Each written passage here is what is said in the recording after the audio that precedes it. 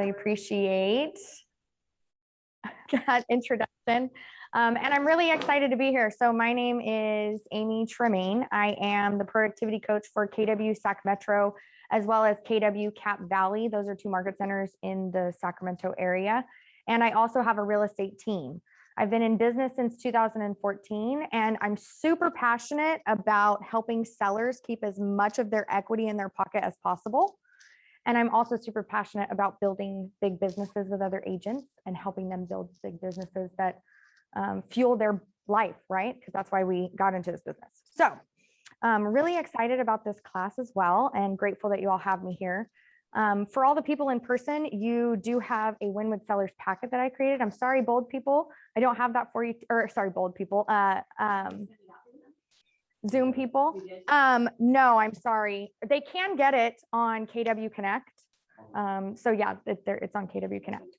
What I did for the people in the room is I kind of condensed this down into a much smaller class than it usually is. Win with Sellers is a very in-depth class that goes on for several days. And so I've had to condense it into like a 2-hour period of time for you. So I picked out the pieces that I thought were going to be most important. Oh, okay, fine. I picked out the pieces that were going to be most important, and I put them together for you. And I have another shareable that you'll get to take home, which is the scripts and toolkit. We're not going to go over that in class very much, but it's a take home for all of you. I do have the scripts and toolkit available via email, so I will make sure to get that to Adam and Michelle, and they will send it out to all the people on Zoom. So let's go ahead and get started. If you flip to the first page of the packet, and everybody that's on Zoom, if you want, get out a piece of paper, because we're going to do a little activity. Honestly, working in any business to any capacity requires you to have a mindset shift. It requires you to be more open-minded, as well as to think positively. So if you have never worked with sellers before, or do I need to do it? Yeah, oh, oh, that's awesome. Cool. Got it, guys. So if you've never worked with sellers before, you might have this mindset of, well, I don't really know what I'm doing. How can I be valuable to them? And so I want to tell you a little bit of a story about me. I'd been in the business for about 2 years. And so I had some experience of winning with sellers, but I'd also had some experience of losing with sellers. And I started to get this feeling that maybe I wasn't valuable to a seller. I was super valuable to buyers because honestly, first-time home buyers don't know much and you can really show up for them. But sellers have bought before. They have experience, and this is their biggest investment that they've ever made. And it's a lot of money, and the pressure felt intense. Anyways, I started shying away from working with sellers, but what you'll learn in this class is that listings are leverage. And as a single mom at the time, I didn't have the opportunity to work with 10 buyers. And honestly, you can't work with 10 buyers. I think the most an agent can really handle is probably 6, and you're pulling your hair out, and you're probably not getting much rest time. And so my business partner at the time was like, you need to focus on listings, and you need to focus on working with sellers to gain some leverage in your life so that you can have a better life, and we can hire a buyer's agent, and you can, grow this big business that you want. You can't do that with buyers. So I don't know what I bring to the table. What am I supposed to say? She said, that's crazy. Let's look at your statistics. So we looked at my and we actually did the language of real estate. You guys know what the language of real estate is, where you take your numbers and you compare them to the MLS. And so we did that. And one number that stood out really profoundly was the MLS current at that time had a 99% to list price. So that means that if you listed a property for, you're not going to get 100%. You're going to get 99%. That's the average that every agent across the MLS is getting. And I was at 104. So that means that if you listed with me, I was going to get you 5% more on return than the average agent. Pretty valuable for sellers, right?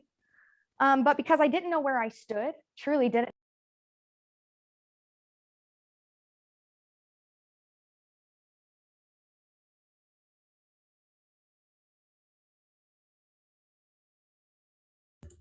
We can't hear. We can't hear her.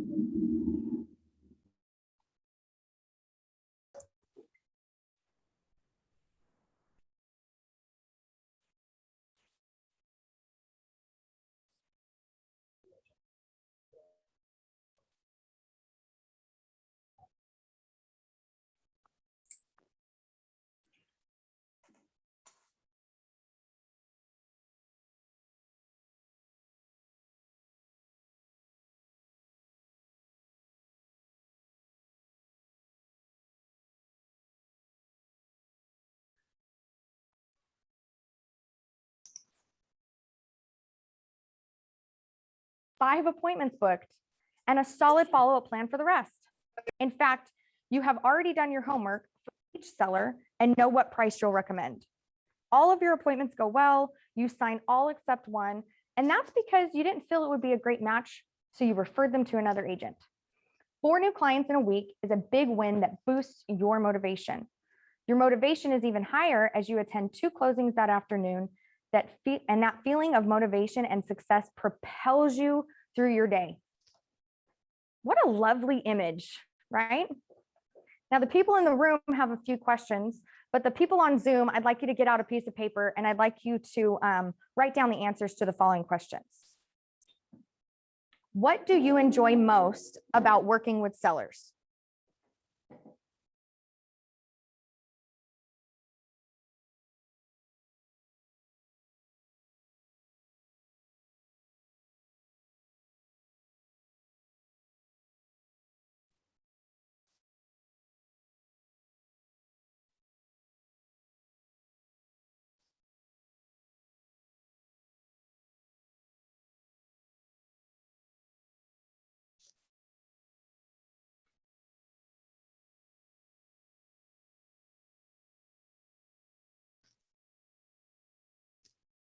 Okay, next question is, oh wait, I still see some people writing. I'm gonna give you more time.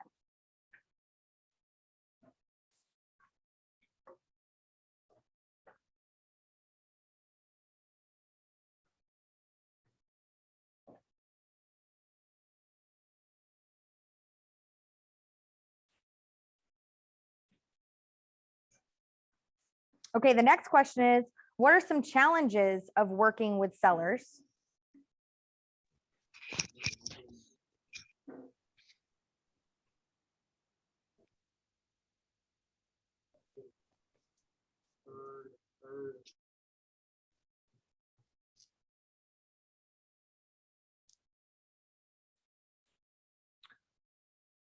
Next question is, what is your business goal for your listing business this year? How many listings do you want to get in the next year?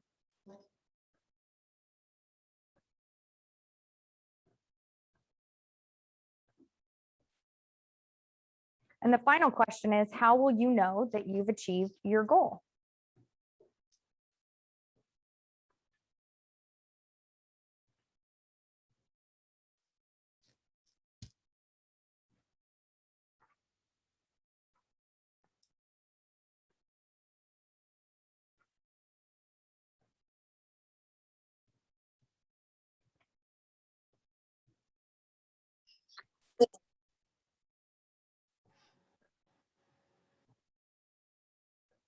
All of these questions sum up to, why are you here?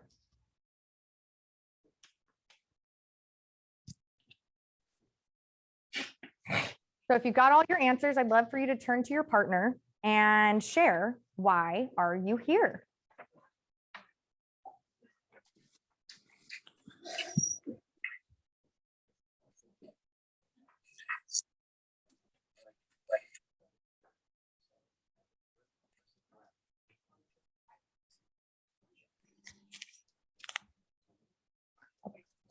Yep.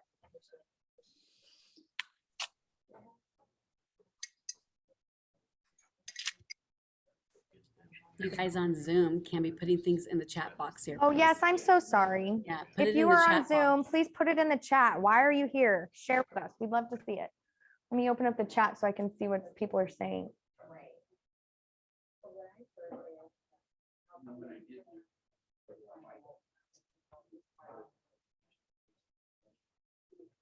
Have I been muted? Oh, you did. It was like. Oh, it does that sometimes. Okay. It says I'm muted now, but this should be muted. That one's muted. Okay. Okay. Okay. You have the presentation. Did they hear to share in the chat? Okay, so Adam is unmuted, but I want to know, why are you guys all here? Yes, perfect. Thank you, Karen. Why are you guys wanting to take this class? Or what do you hope to gain? What do you hope to Yeah. gain from the class? I mean, you're taking time out of your day to be here, so obviously it's a mindset, and you want to win with sellers, but let's dig deeper. Anthony, why are you here? Rana, why are you here? Jeffrey, why are you here? Michael, why are you here?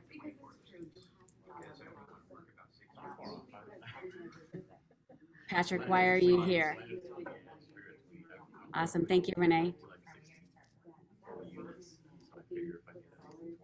I love it. Life by design. design. Life by design. I love it. Okay. Thank you so much for taking the time to discuss that with your partners or your neighbors. So does anybody have a big why of they would like to share with everyone?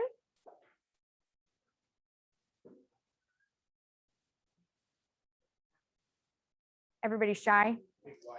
Yeah, why, when you talked about why you were here, what did you have, did you want to share with the group of why you're in this class or what you discovered from that? Yes. Yeah.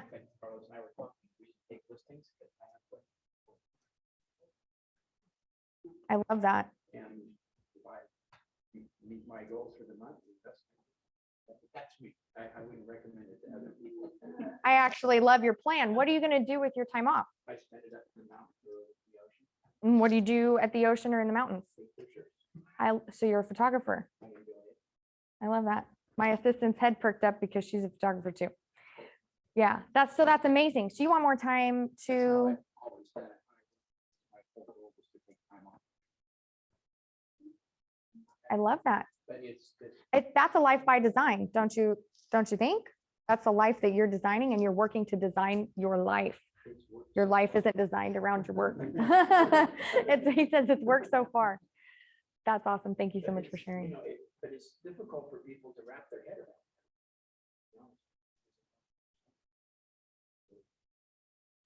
Yeah, I'm in charge of my business, but more so. Yes, I agree. Like we said, buyers take up a lot of your time and sellers don't. So for the people on Zoom, if you couldn't hear, I'm sorry, your name? Steve. Steve just shared that he wants to work with more sellers so that he can keep control of his time, so that he can go to the mountains and to the ocean and take pictures, because that's what he likes to do with his time.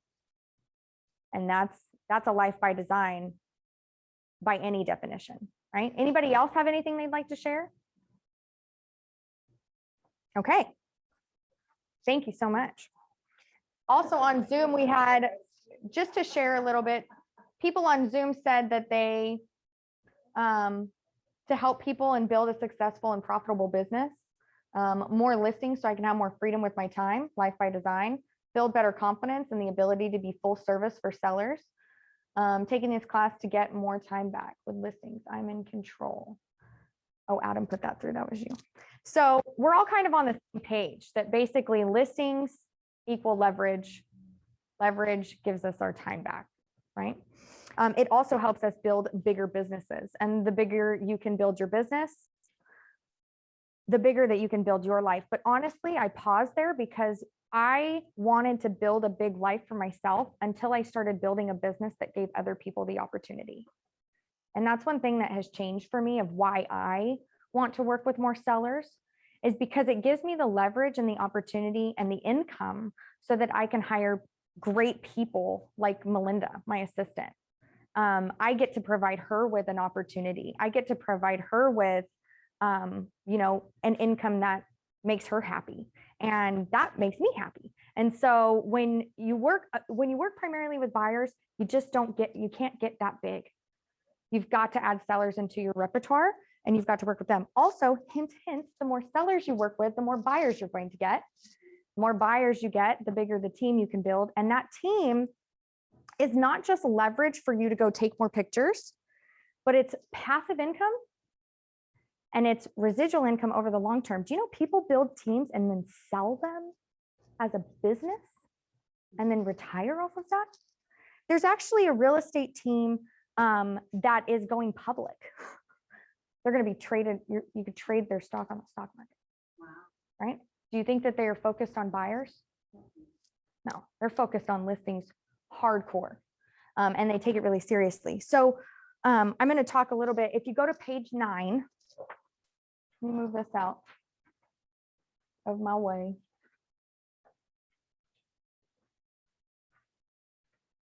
And I'm going to read a quote to you. It's actually on your pages and on the Zoom in front of everybody. So words of wisdom.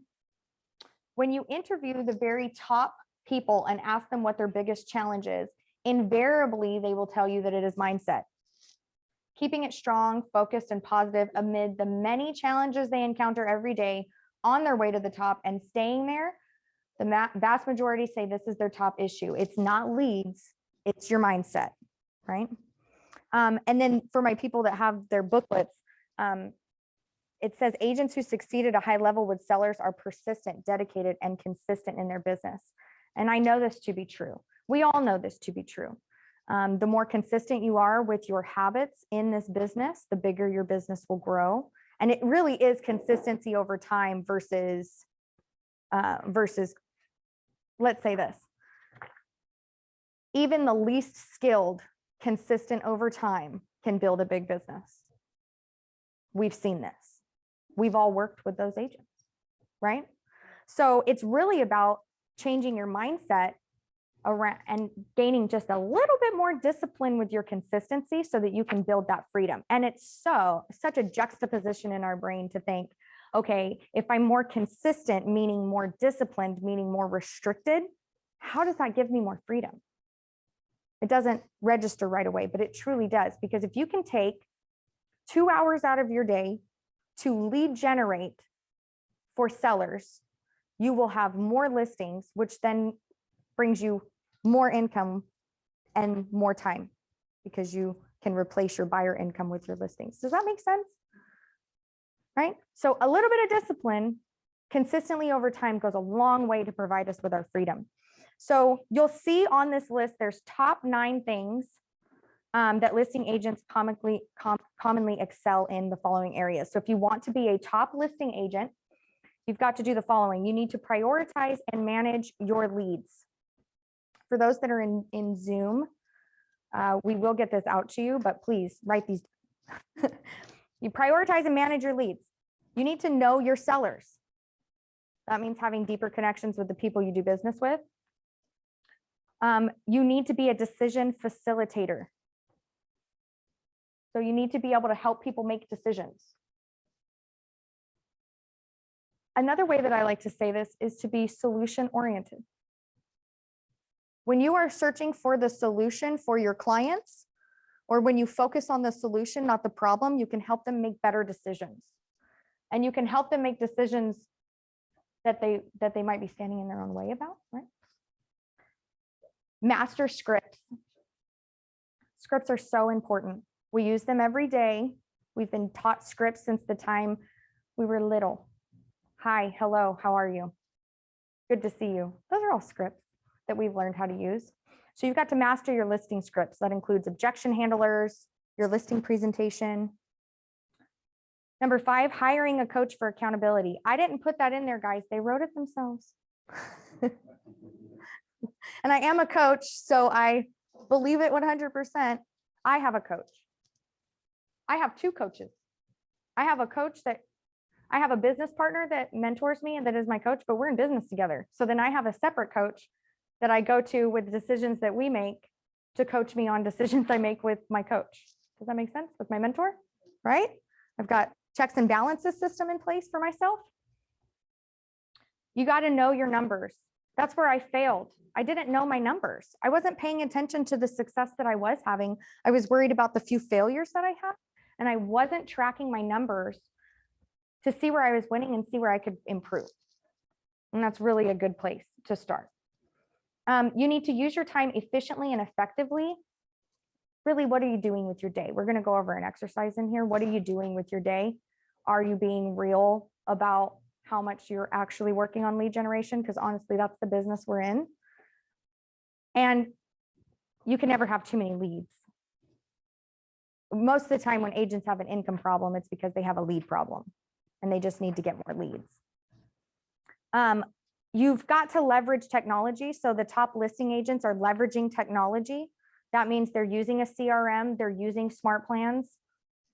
Some of our top teams in our office are using Command fully for everything, and they're using smart plans for their sellers. They're using neighborhood nurtures. They're communicating with their clients and entering that information, and they're living in their database. Also, other technology, little things that make things easier on your clients. We'll talk about that more, but other technology that you can leverage out. And then they embrace the 6 personal perspective. Has anybody taken the 6 personal perspectives? Oh my gosh, I would love to come back and teach you all that class. That's a fantastic class. If you have an opportunity after this class, please go online and just go onto YouTube and look up 6 personal perspectives. And I'm sure there's plenty of videos on there for you. But that's huge. And you can look it up on KW Connect as well. A great class.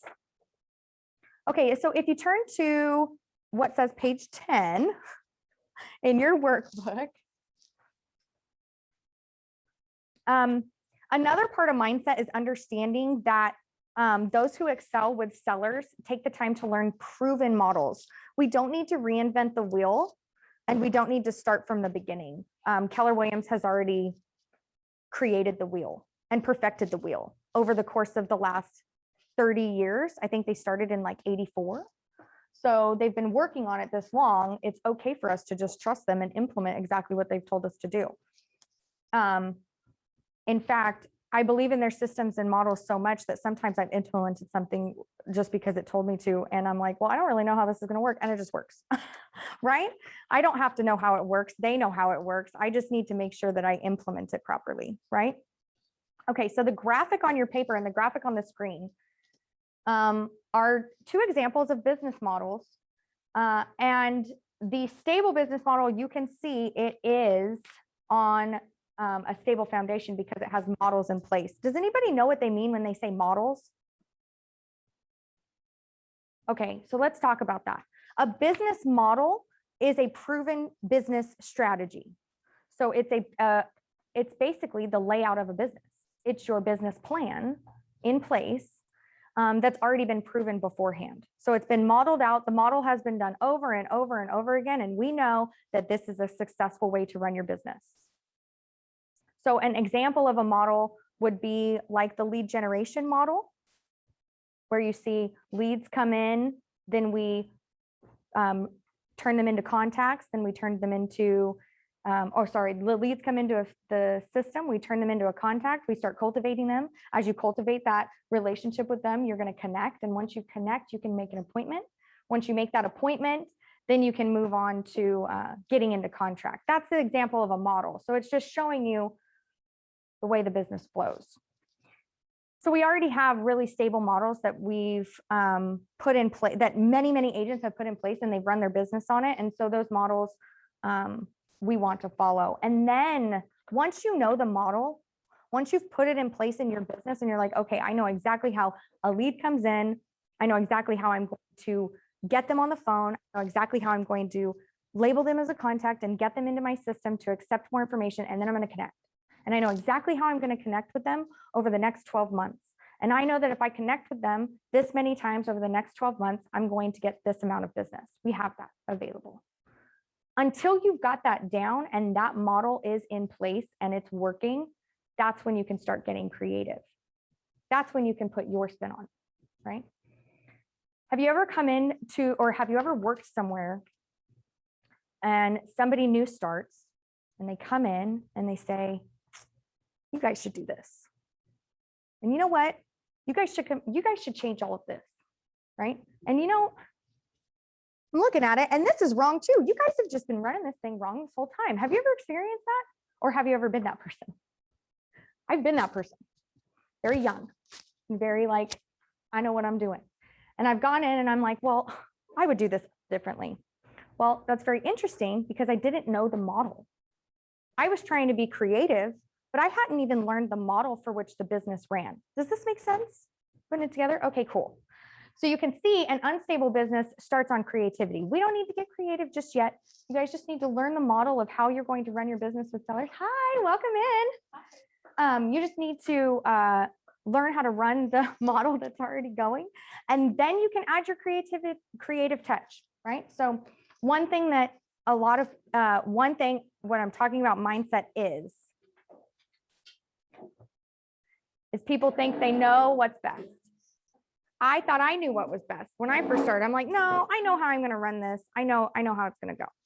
But sometimes there's things you don't know what you don't know, right? So when we're talking about mindset, it's important to, if you see things in here and you're like, I don't really know if that's going to work for me, you may want to reconsider because it's worked for so many across the board.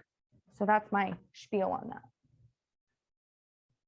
The next page you're going to see is the 7-step seller service cycle model. Say that really fast 5 times. The 7-step seller service cycle model. Whew. Okay, you can see that there's 7 steps. It's a proven model and it works in any market condition as well. And that's one thing that I think is paramount. So listings are leverage in any market. We're in a really great seller's market right now. But when we were in a buyer's market, people still wanted listings. Listings are leverage. Buyers take time. Buyers, you can only work with so many at a time, right? So it doesn't matter what market we're ever in. Listings is where it's at. Your listing, your business model may change, such as right now you work residential listings, and that's really hot. But, and I doubt this is going to happen, but we had a crash. So everybody thinks that's going to happen again. People all predict it. So think about your business. You hear it all the time. Oh, it's going to crash, a bubble, it's going to crash. So you're thinking in your head, well, if the market crashes and nobody wants to buy, or there's no listings on the market, or I don't need to work listings, why would I get into listings? You just have these thoughts and your drunk monkey comes up. Do you guys know what your drunk monkey is? Okay, cool. So you guys have this mindset and you're like, well, I don't know if I want to start switching my business. You know what you do? Aren't there going to be foreclosures? Aren't there going to be short sales? You switch your business model. And now you still work listings, but you work listings from a different customer. Your customer has changed. That's all. So this is any climate, any condition or the market. By using this, models have been able to duplicate their process. I feel like this camera just does not want to follow me. I'm trying to watch. I know. I'm a hand talker. This model helps them grow their business and ultimately perform at a really high level. And the service cycle represents knowing the basics and the systemization of your business so that you can get better at each piece over time. If you're winging it every time and you don't know where the seller is in your service cycle, you have no ability to improve the service for them, and therefore you won't continue to receive referral business. I used to be very transactional, and you just went through the transaction with me, and then when we were done, we were done. And I did not get referrals for a long time. And I started improving. So I looked at my model and I was like, okay, I have this model. I'm getting the business and I'm succeeding, but I'm not getting the referrals. I'm not getting the referrals from them. So I had to look at my model and say, okay, now I need to get a little creative and I need to start adding in service to each piece. I need to make sure that every step of this process is an experience for them, something that they enjoy. And I also need to start asking for referrals. And so I improved my model over time because I was following the same thing over and over again. Does that make sense? You can't improve something if you're doing it differently every time. Okay.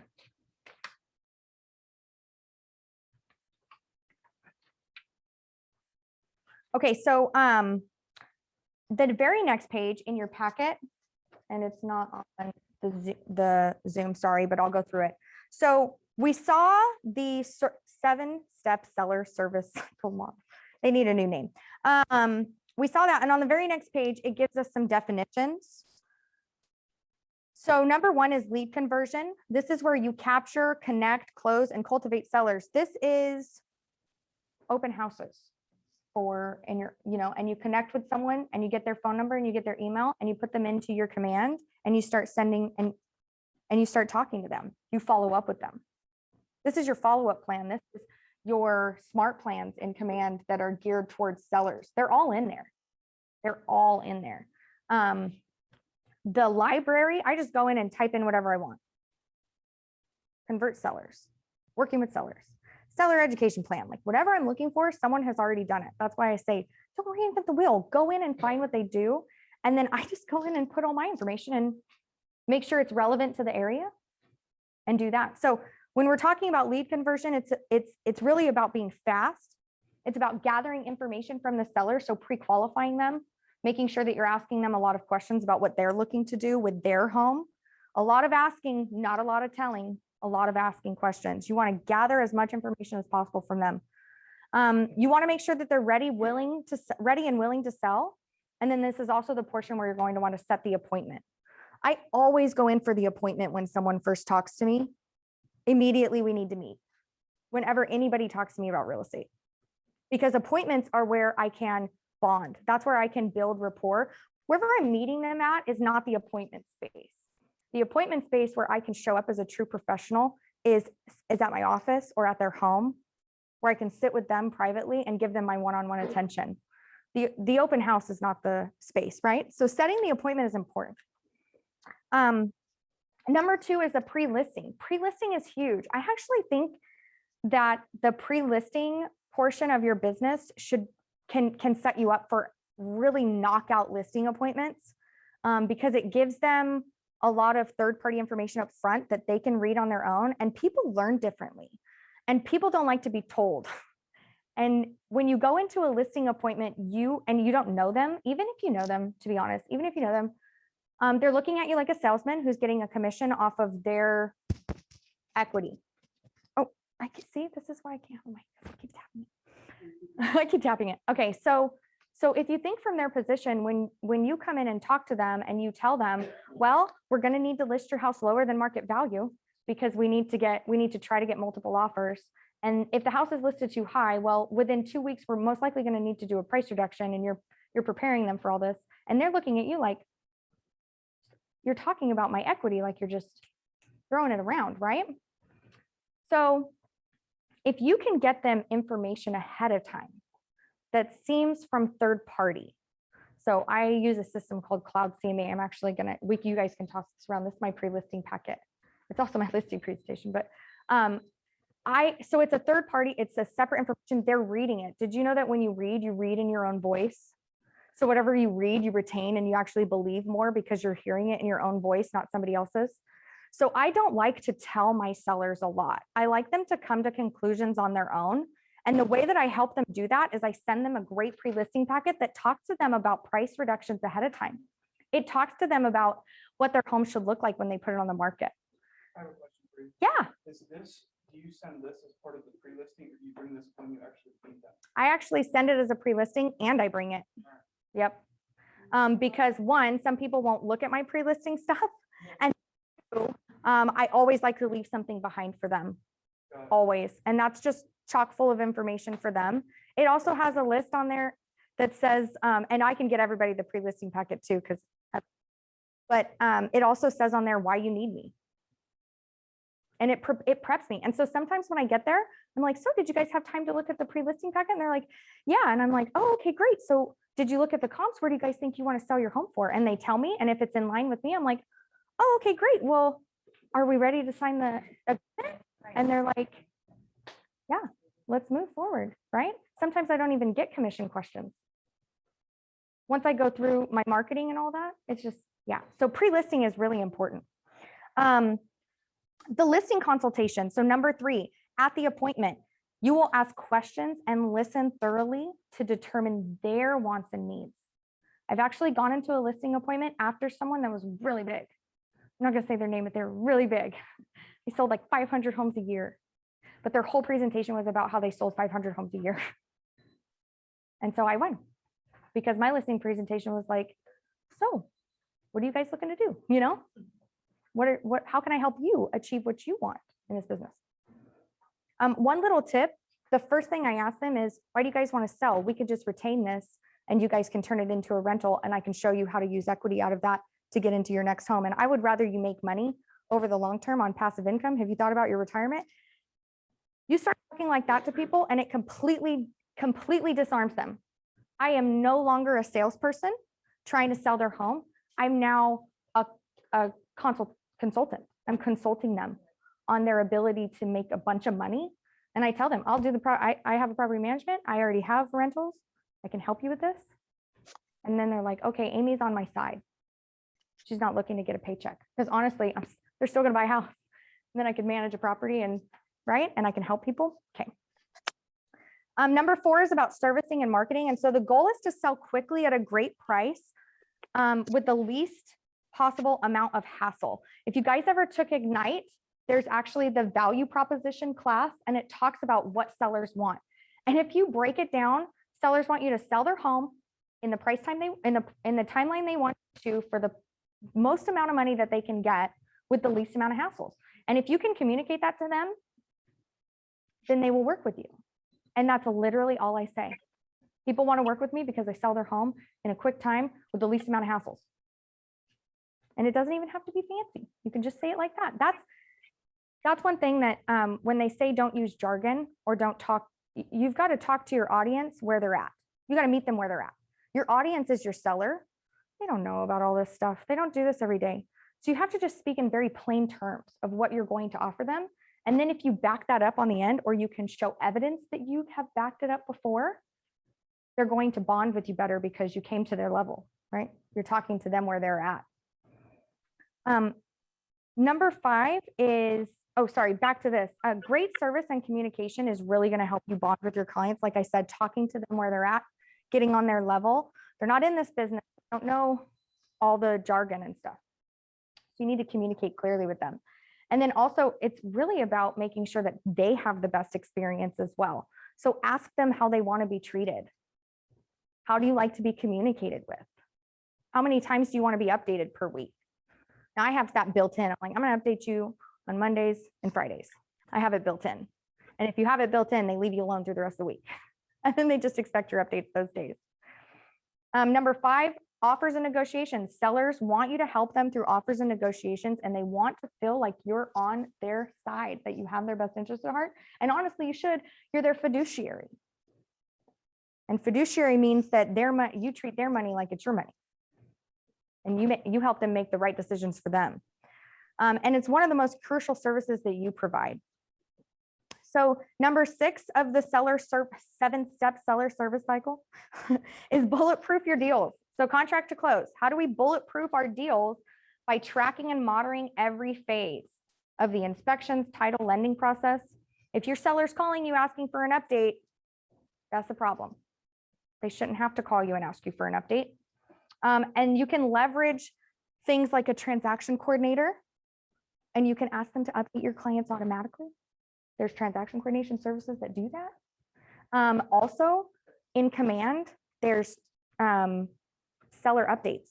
You can actually program in Command updates where once the transaction moves, once you move the transaction through the opportunity pipeline, it will send an email to your client automatically that says, here we are.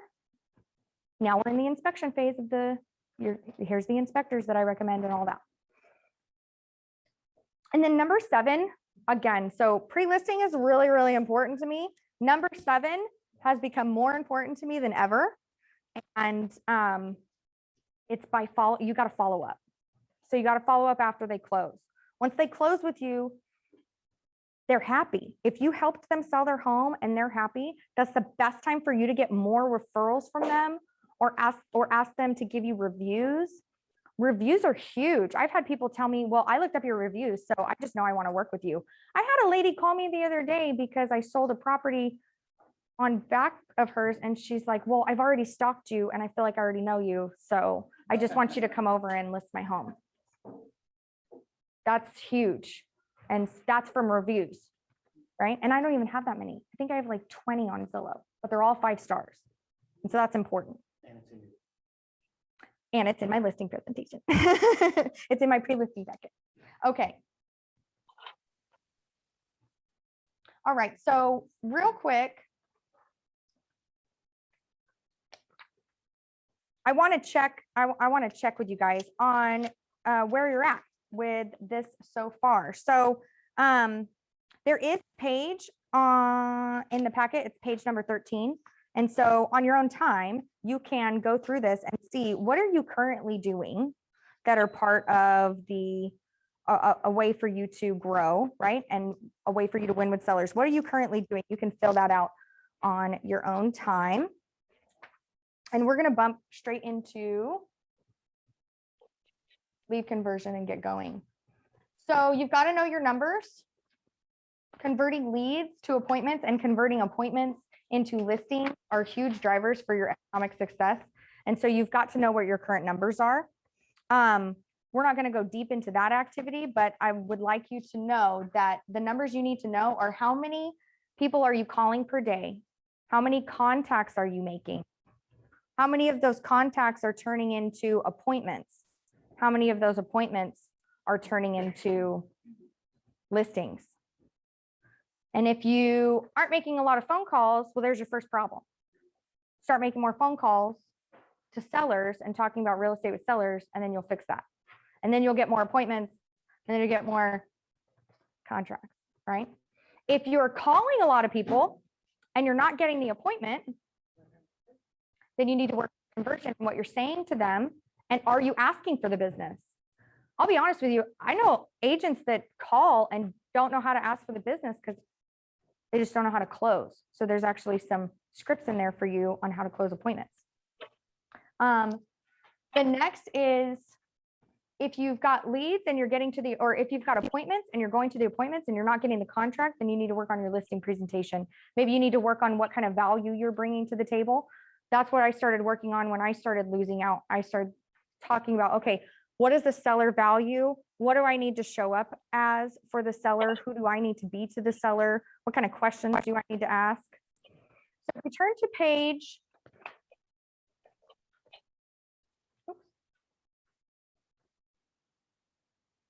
there we go.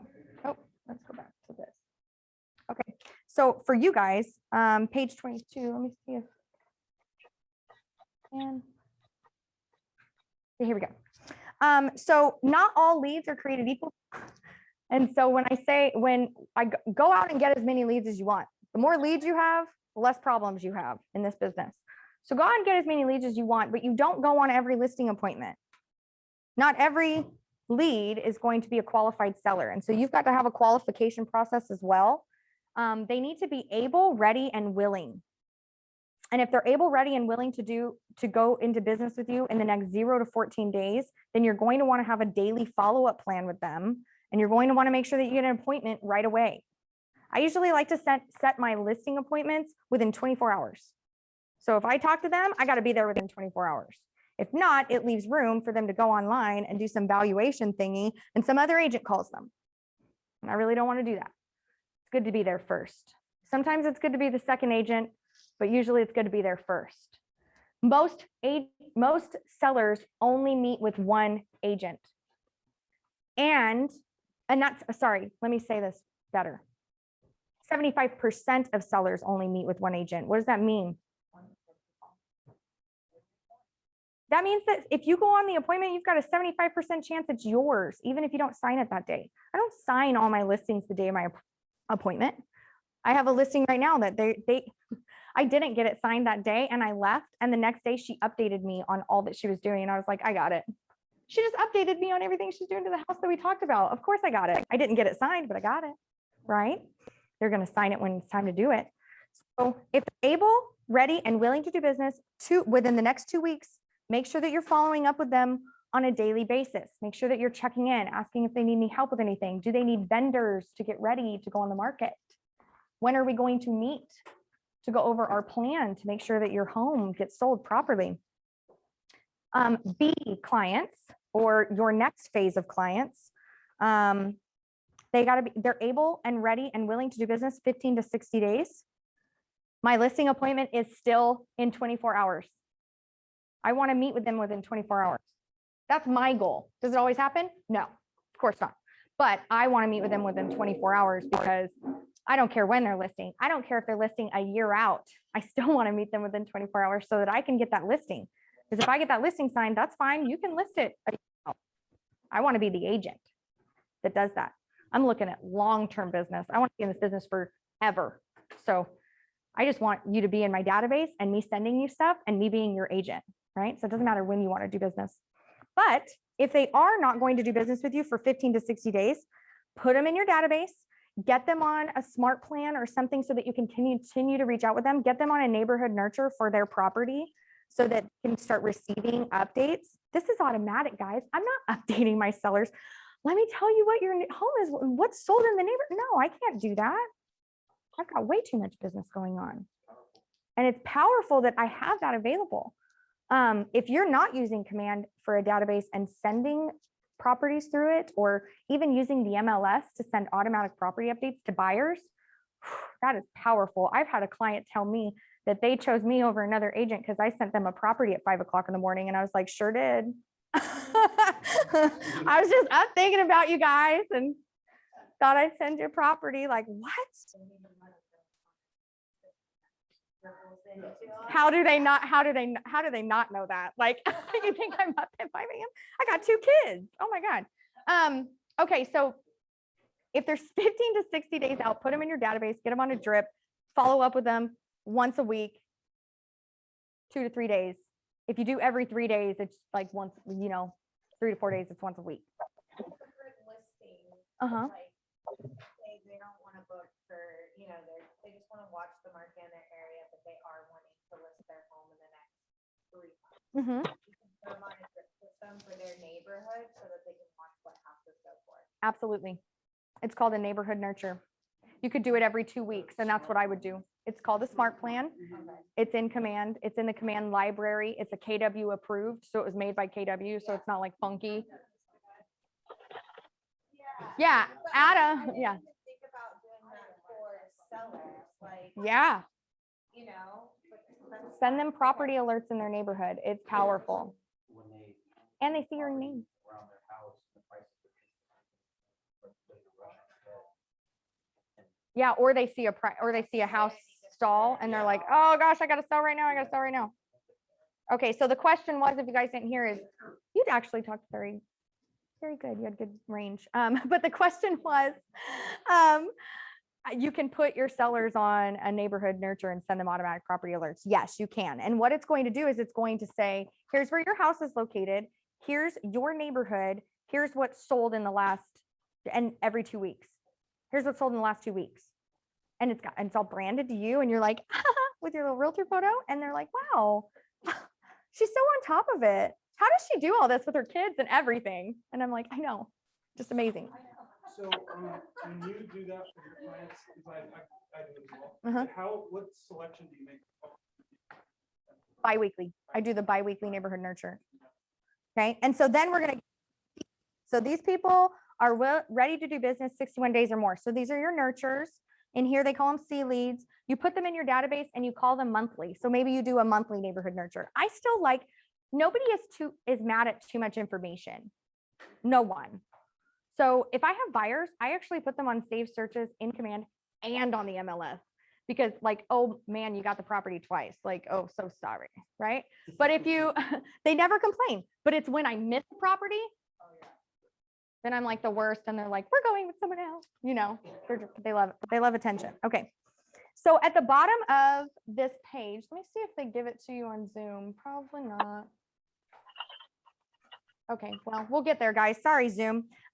There's do's and don'ts of lead generation. And so I do want to go over these. High producing listing agents practice highly productive lead generation. You've got to go out and talk to sellers. Nobody's going to know that you work with sellers unless you go out and talk to sellers. So now when you're calling your sphere or your database or anybody, you're asking, do you know anybody who's looking to sell? Do you know anybody who owns a home right now? One of my best lead generation calls has been, have you refinanced lately? And I always get the question after I tell people to do this, well, what's in it for you? Nothing. There's nothing in this for me, but it produces results. And so I call my database and I say, hey, have you refinanced lately? Have you looked at interest rates? What's your current interest rate? And they're like, oh, well, it's this. I'm like, you need to refinance. Here, let me get you over to a lender. I can save you money right now. Let's just see what you can do. You might be able to save money. Maybe you want to pull money out and do something. Who knows? I get them to a lender and they do their thing. I get tons of like, oh my gosh, Amy. I got one girl was like, you save me $500 a month in interest because she didn't even know she could refinance. She didn't know. We are the educators for our clients on the benefits of home ownership and what they can do. And so I saved her $500. A month later, she called me and said, I want you to come have mimosas with me and my mom because she wants to buy a house cash. I was like, I'm on my way. Booze and business is my favorite combination. So it works, right? And then I get clients that are like, Amy, oh gosh, you saved us so much money. Or Amy, we were able to pull, my clients refinanced 3 times. She's like, I pulled $30,000 out of my house. And I'm like, I'm just so excited. I have a savings account. She loves me. She's not going to go to anybody else, right? So it has nothing, but it's a way for you to get in front of your clients and say, I help sellers. When she sells that home, she's going to call me. So if you think in the long term, it's not always about calling them. But I did ask her, you know, by the way, do you know anybody that's looking to sell real estate, right? I focused on that. There's a bold law that says what you focus on expands. So if you focus your lead generation efforts around buyers, you'll get buyers. If you focus your lead generation on sellers, but guess what comes with sellers? More buyers. Okay. They prospect and generate leads that meet their definition of a lead. Don't go chasing waterfalls, okay? Yeah, don't do that to yourself. I teach so many new agents all the time and they're like, I have this lead. And I'm like, it already sounds horrible to me. Like you're already focused on it right now. And that's bad. Okay. You should be like, oh, I've got too many leads. I don't even know who they are. Perfect. That's where we need to be when we're new or when we're doing anything. I have too many leads, not, oh my gosh, I have this one lead and I'm just trying to get them to sell. I'm like, that's where you fail. You can't. They want be ready, willing, and able on their own. You can't tell anybody what to do. You're not going to talk anybody into selling their home, no matter what. What you can do is you can place seeds. Like, this home sold for this much. Did you know that? Or like, have you ever thought about it? Where would you go if you moved? Those are my favorite questions, right? Try to inch it in. Okay. They feed and organize their database data in their database. They live in command. Whatever database they're using, they live in it and they use it and they watch it. I had Boomtown for a long time and man, the analytics on that thing, I used to use it so much. It would tell me how many times somebody clicked on a house and I'd come and I'd be like, man, did you see that house? Cause like, and I think that we should go take a look at it. And like, they loved the house, right? They just didn't want to pull the trigger. They just needed somebody to say, hey, let's go look at the house. I love it. It might sound shady, but I loved it. It's there for a reason. But I could help them. Here's the deal. Here's how I looked at it. I'm doing them a service. I'm reaching out to them and saying, hey, I saw you like this house. It's without saying, hey, by the way, I'm stalking you, right? It's like, hey, I know you like this house. We've had a consultation. I know this house fits you. You like it. Let's go look at it. That's me being a good agent, right? That's me showing up. Otherwise, they've clicked on the house 5 times and their agent has never called them about it or, you know, whatever. I don't follow up with them. That's not being a good agent. And they could just, like, they look at it, and they just keep going back, and then they're like, oh, we should, and then they're just like, hey, they call and do it for them. Most no's are not right now. That's what no means to most people. Yeah, no means, hey, you know, not right now. Maybe in the future. Okay, so they have an effective 33 touch plan, and this is so out of date because y'all know it's 36. So they have a 36 touch plan. 36 touch plans are important. I need to start cruising. 36 touch plans are super important because it's leverage for you and it's all in command. So you can have a plan that sends them automatic emails 12 times a year. Maybe it's biweekly. That's 24 touches right there. And then you've got your phone calls, right? Because you're going to be following up with them either daily, weekly, or monthly. So you've got those connections that you're making. Maybe you have a seller appreciation event twice a year, right? These are your three, this is what a touch plan is. That's all a touch plan is.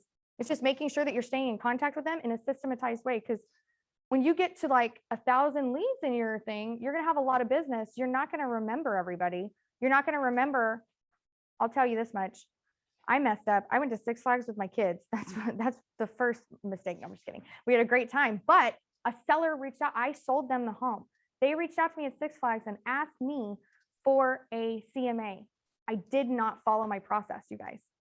I did not stop and put them into my command and get them going and set a reminder for myself. I said, I read the text and I said, cool, I'm with my family at Six Flags. I promise that I'll get back to you tomorrow. It was Sunday, tomorrow, Monday. Yeah, I forgot for 4 days. And then I remembered because they posted that they were moving out of state. And I was like, oh my gosh, I didn't follow my system. And they're like, I'm so sorry, we're in a rush. We signed with someone else. Now I got to bring the buyer. That's not fun. I would rather have the listing. So follow a system, have a system in place for yourself so you don't lose track of people. Because I have a lot of business and it's not going to hurt me, but it hurts me. It hurts to lose. I don't like that. Immediately I should have put, because I live by my calendar, immediately I should have put an appointment for myself in my calendar with reminders that said, Amy, send a CMA. Amy, send a CMA. Because then Monday came and everybody that called me on Monday took my time and I didn't remember.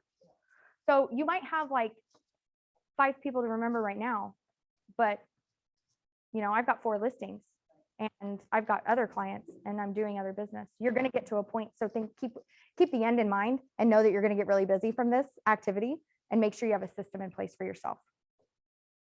Okay. Highly productive listing agents don't rely solely on the internet to feed them leads.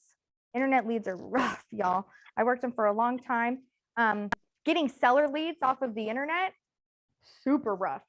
It's very hard or expensive. Most of the time, internet leads are going to get you buyers. You might have like a valuation. You can get seller leads, but they're just fewer and farther to come by. You know where they find their people? Referrals. Most sellers find their agent through referrals, somebody that's listed a home in the neighborhood. That's why people start to own neighborhoods. That's the only reason why, is because they get one and then somebody refers them to the next and somebody refers them to the next, and that's it. They don't change their methods of lead generation randomly. So they don't just hop around from here to here. They focus. They focus on their sphere. They focus on open houses for sellers. They focus on, by the way, your open houses should be geared towards sellers and not buyers. That's another class I like to teach. Open houses that are geared towards sellers. That's huge because that's what they should be for. You'll get buyers regardless, just showing up. But what if you could get listings every time you held an open house? There are agents that are out there doing it all the time. Okay, so don't change up your methods. Focus on one thing and give yourself time to perfect it. Give yourself time to fail at it and get better, right? If you keep changing it up because you failed at one thing, well, you're never going to get better at anything. Okay. You don't wait for a number of leads. They need to hit their goals. So you don't wait, you go out and get it, right? And then you get more. So it's not like you stop. You don't stop when you're tired, you stop when you're done, right? So you keep going. One thing that Michael Soares, he owns a couple market centers and a really big team, over 100 deals every year. And he's one of my business partners. And he door knocked. That was the way that he got listings.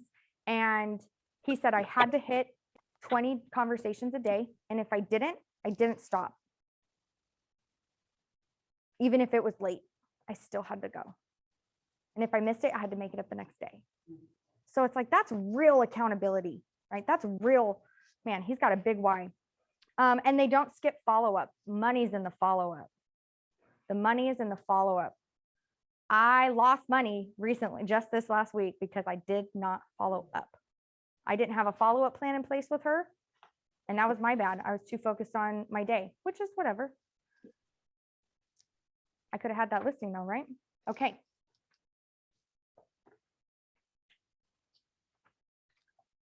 On the So door let's knock, go to when is the page best 22. time to?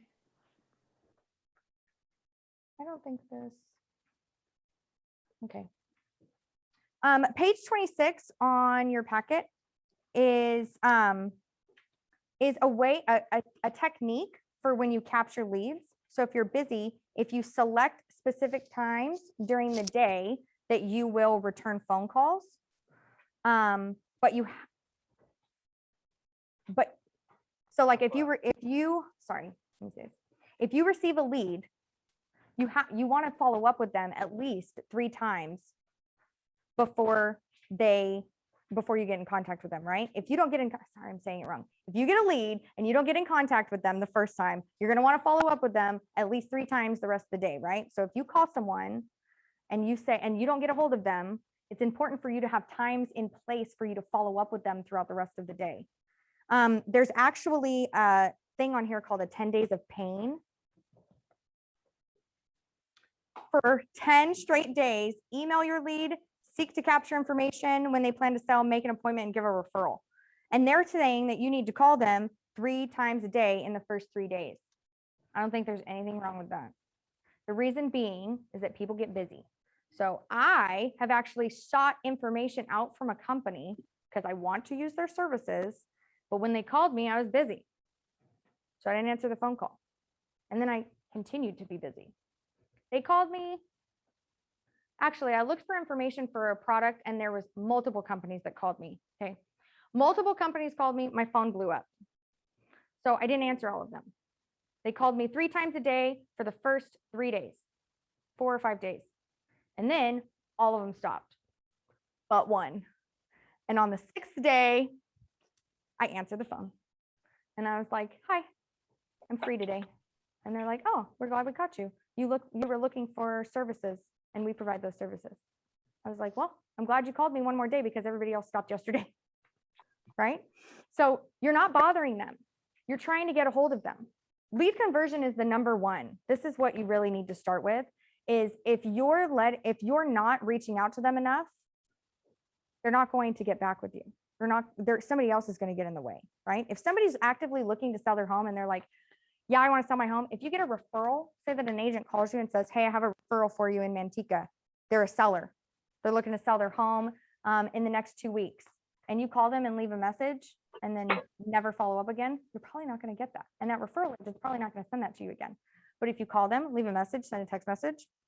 Later on in the day when they might be free again, you call them, you leave a text message, and you keep doing that until you get a hold of them. And then you finally get a hold of them and they set an appointment with you. That's how it goes. Sometimes you don't always get it on the first phone call. So it's important for you to be aggressive.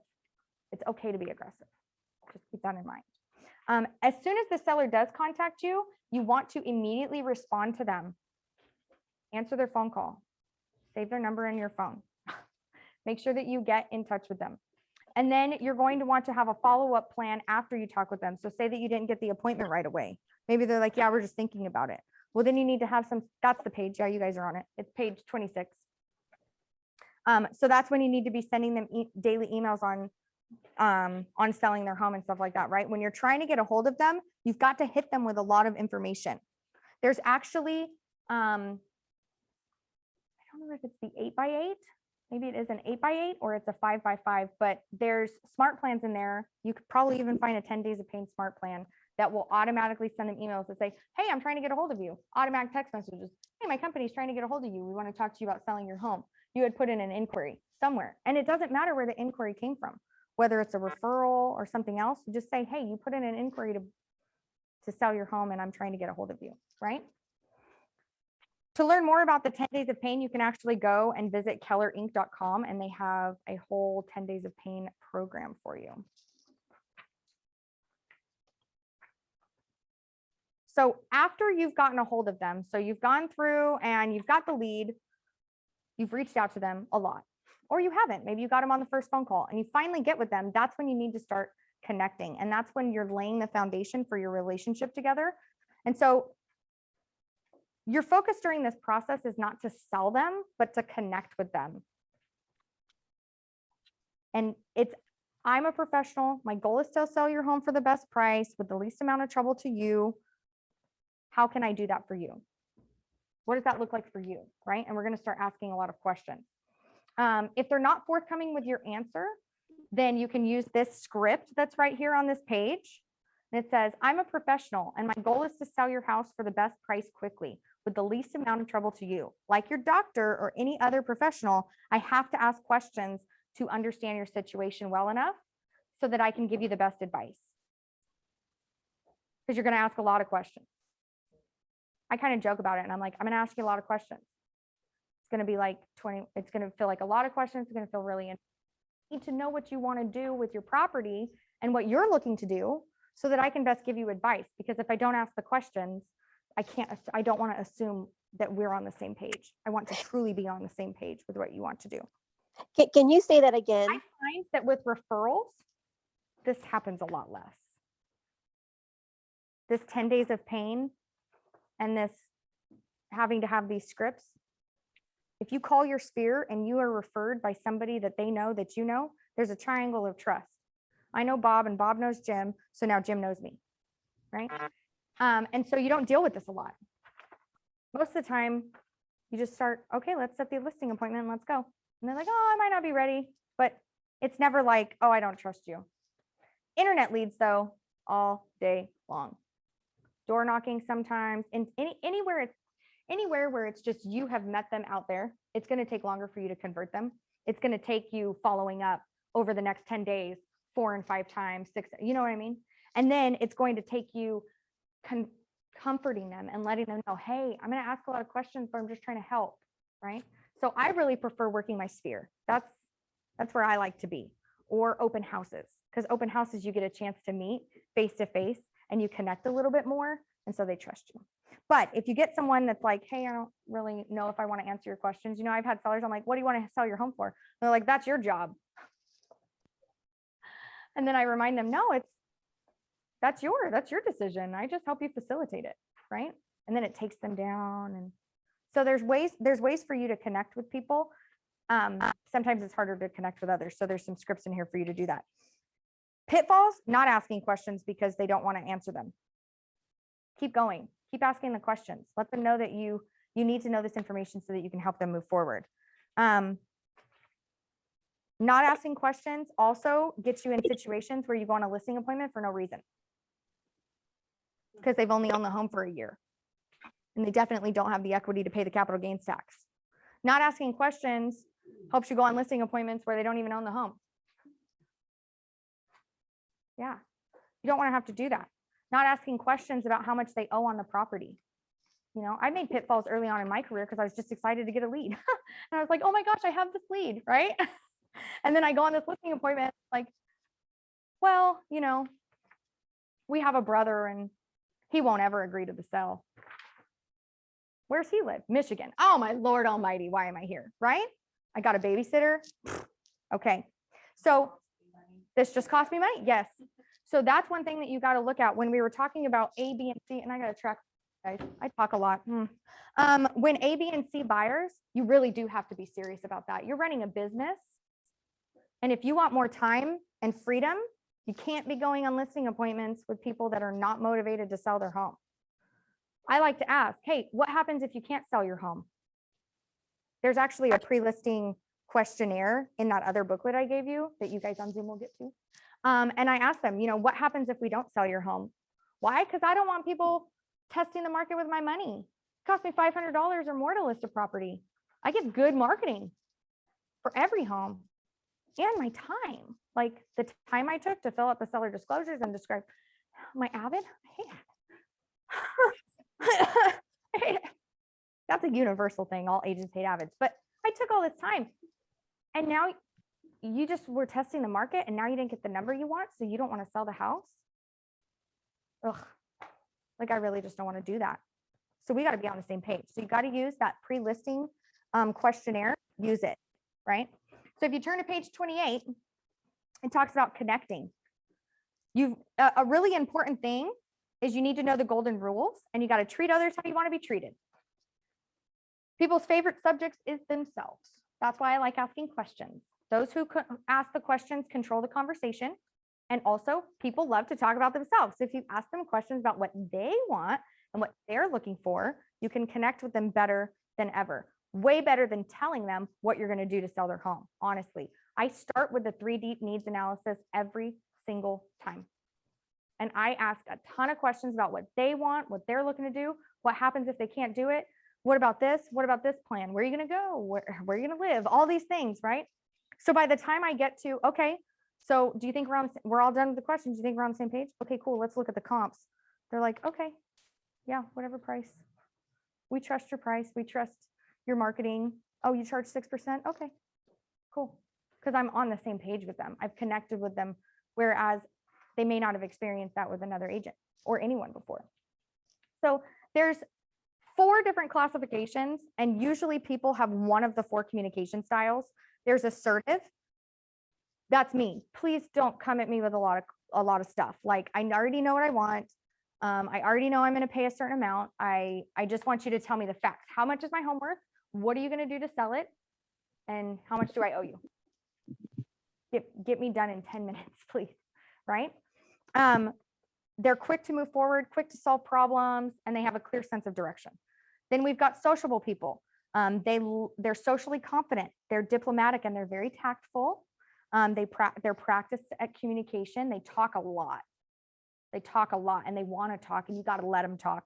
And if you cut them off, or you don't let them talk, and you don't ask them enough questions about them, and you don't build that relationship, you're done. They're not going to work with you. Getting an assertive and a sociable in the same room. I've actually had a couple that was like that. And I was like, he's mad. You're talking a lot. Like, this is hard. They're structured. They like to be right, detail oriented, accurate, thorough, follow the rules, establish procedures. They like to be right. That's the number 1. It's number 1 for a reason. So make them right. Tell them they're right every time. You know what? That makes sense. I can totally understand why you would think that. Yeah. But from my experience, here's the statistics, right? Here's the data. Those are those people. You got to be on point. I mean, those people are asking questions like, well, how much inventory is on the market right now? How many months of inventory? And you're like, where'd you even learn that? Okay, steady. They listen intently. They're steady. They're calm. They have a calm demeanor. They're emotionally controlled. When expressing a feeling or opinion, others are likely to trust them. So they're very steady people, calm, controlled. This is really about mirroring and matching. So when you've done all this work to capture this lead and to get them an appointment, you've got to connect with them at that appointment, and you've got to connect with them again, meet them where they're at, talk to them how they talk to you. If you walk in and you're like, hey, what's up? And they're like, hi, how are you? It's not going to match. People like to work with people that are like them and people they can trust, and people don't trust people that aren't like them. We know that. That's a worldwide problem. People don't trust others that aren't like them. So be trustworthy, be more like them. All right. The next page is your pre-listing sheet. And you can see on there that it's got a lot of questions there for you that are going to help you make up your mind on whether or not you want to go on this listing appointment. It's also going to help you make your mind on whether or not they need to sell their home. Sometimes I talk to sellers and I'm like, oof, I don't really know if you guys need to sell right now. Let's talk about something else. What other options do we have for you? Right? So that's available to you. The very next page in your packet is 10 classic closes. I love this. My favorite is number 1. It's called the hard close, but I never realized that. But anytime somebody says, hey, I've been thinking about selling my home. Oh my gosh, let's meet. I should come over. I'll bring wine, right? I'll bring something. Like, let's meet. That's the number 1. I'm thinking about buying a house. Awesome. Where can we meet? When do you guys have time to meet? I just go for that. That's not everybody's personality though. So there's other ones in here like the soft close. I really enjoyed visiting with you or connecting with you. I love that. I'm really enjoying connecting with you. Would you like to get together and discuss this further? That's a nice one. Can we meet today at 3 or would you like tomorrow at 4? There's all kinds in there, but you can practice these and you can use them on different personality types. To be perfectly honest, I'm so direct that sometimes people are like, meet? I just said I was interested, right? And then I'm like, oh, okay. Well, how about I get you some more information and maybe we meet in a week or so, right? And then I kind of tone it down but I watch them. Whatever their response is, they're telling you what they really want. So if their response is like they're off put by it, just change it up and be like, okay, I got all these other closes for you, girl, just waiting in the background. You've got to memorize them. That's important. It did say that the top producing agents, they memorize their scripts. Why? So that way, when they get in situations where somebody doesn't say what they think or what they want to say, they're not flustered. They're not like, oh, okay. They're like, oh, I got like 6 other closes back here just waiting. I've been waiting for this no, right? So prepare yourself for the no. All right, now we're going to go into chapter 2. Pre-listing. So we talked a little bit about pre-listing. I've also handed out my pre-listing packet. Do you do quick and dirty, or do you actually jump through and pick the listings Nope, that you like? I do not do quick and dirty. I do pick the listings that I like. I want to be really controlling that. But when I'm doing a pre-listing, when I've never been to the home, I pick a lot, actually. I pick a lot because I've never been to the home. So I don't like to pretend that I know how people live unless I know how they live. So I'll pick a trashed house, a median price house, or a median done house, and a really fancy house. So that way, when I show up, if it's a median house, I got a really fancy house, but they're not like, no, our house is worth this much. No, I got you. Look at how nice this house is, right? Does your house look like the house? No. So we're down here. Or when you show up and you're like, your price that you put, your listing agreement and everything says 350 because that's the average, and you show up and you're like, I got like 18 cats. Like, you know? So I like to have comps for every scenario. And I walk in sometimes and I've got a trash house on there and I'm like, well, I just want to show you what the bottom of the market is. Here's what people are seeing in your neighborhood. It's just more information. And I say, this is where I think your house really is. But it also gives, you know, I've walked into situations before and I'm like, I put a lot of money on that contract and it's not going to get it. And now I have to cross out a higher price and go down. They're like not happy about that. So my listing contract also never has a price in it, ever, never, ever, because I need them to set it. If they own it, then when it fails, I'm not to blame. And then I can come back and say, well, you know, the market's talking to us. Let's do price correction, right? Price adjustment. Okay, so the pre-listing packet, honestly, it's really important.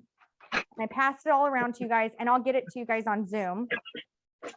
So you've given them your pre-listing packet. It's got to have a few things in it. It's got to have contact information for you. It's got to have comparable sales. I send comparable sales to them ahead of time. I don't try to surprise them. I want them to actually look at them and compare their house to them. The issue lies in listing presentations when they don't agree with your price or they can't get on the same page with you because they haven't had time to review the information. And if you're working with a steady person or you're working with a detailed person, they're never going to make a decision right in front of you, especially if you just presented them with information. They're going to need to take time to review it on their own, and then you're gone and they don't have questions. So I get the pre-listing packet to them ahead of time. It's literally my listing packet anyways. It's got comps. It's got why they should price it below market. It's got pricing and timing. So if you're on the market too high, you're the average of you getting more money. It talks about my complete marketing. You'll see in there I have a marketing plan. The number one thing on the marketing plan is signing a listing agreement. And it's got everything I'm going to do for them, why they should use me. It's got my resume. It also has my Zillow reviews. So if you're lucky enough to have reviews, they connect automatically to Cloud CMA and they just add them in for you. And yes, I use Cloud CMA. I don't think there's anything wrong with it. It looks great. It works. So I send them that ahead of time. I actually send it to them in email. I ask them, will you review it? Will you review it for me? And then they usually say, yeah, we'll take time to review it. Some of them don't. If they're if we call it a high D or a direct person or they won't even look at it. They're just going to wait for you to show up and then present it to them. But they make decisions fast. You could go up to them and say, here's 4 homes, 350, 330, 335. And they'll be like, all right, let's list at 329. I know what I'm doing. That's how it'll be for them. But for a C type or a steady type or even a social type, if they get presented with information they don't understand, they're not going to feel comfortable making a decision. So help them understand ahead of time. If you use Cloud CMA, the email thing, they have actually a live version that's like a website, and then there's videos in there that they can watch. It's really cool. So if you have time, go through all of those systems and see what but that's leverage for you. That I can put that thing together in 5 minutes. It's already pre-planned out. I just have to get the comps. So I run comps, throw it in, email it out. There you go. And it looks amazing. Yes. You mentioned.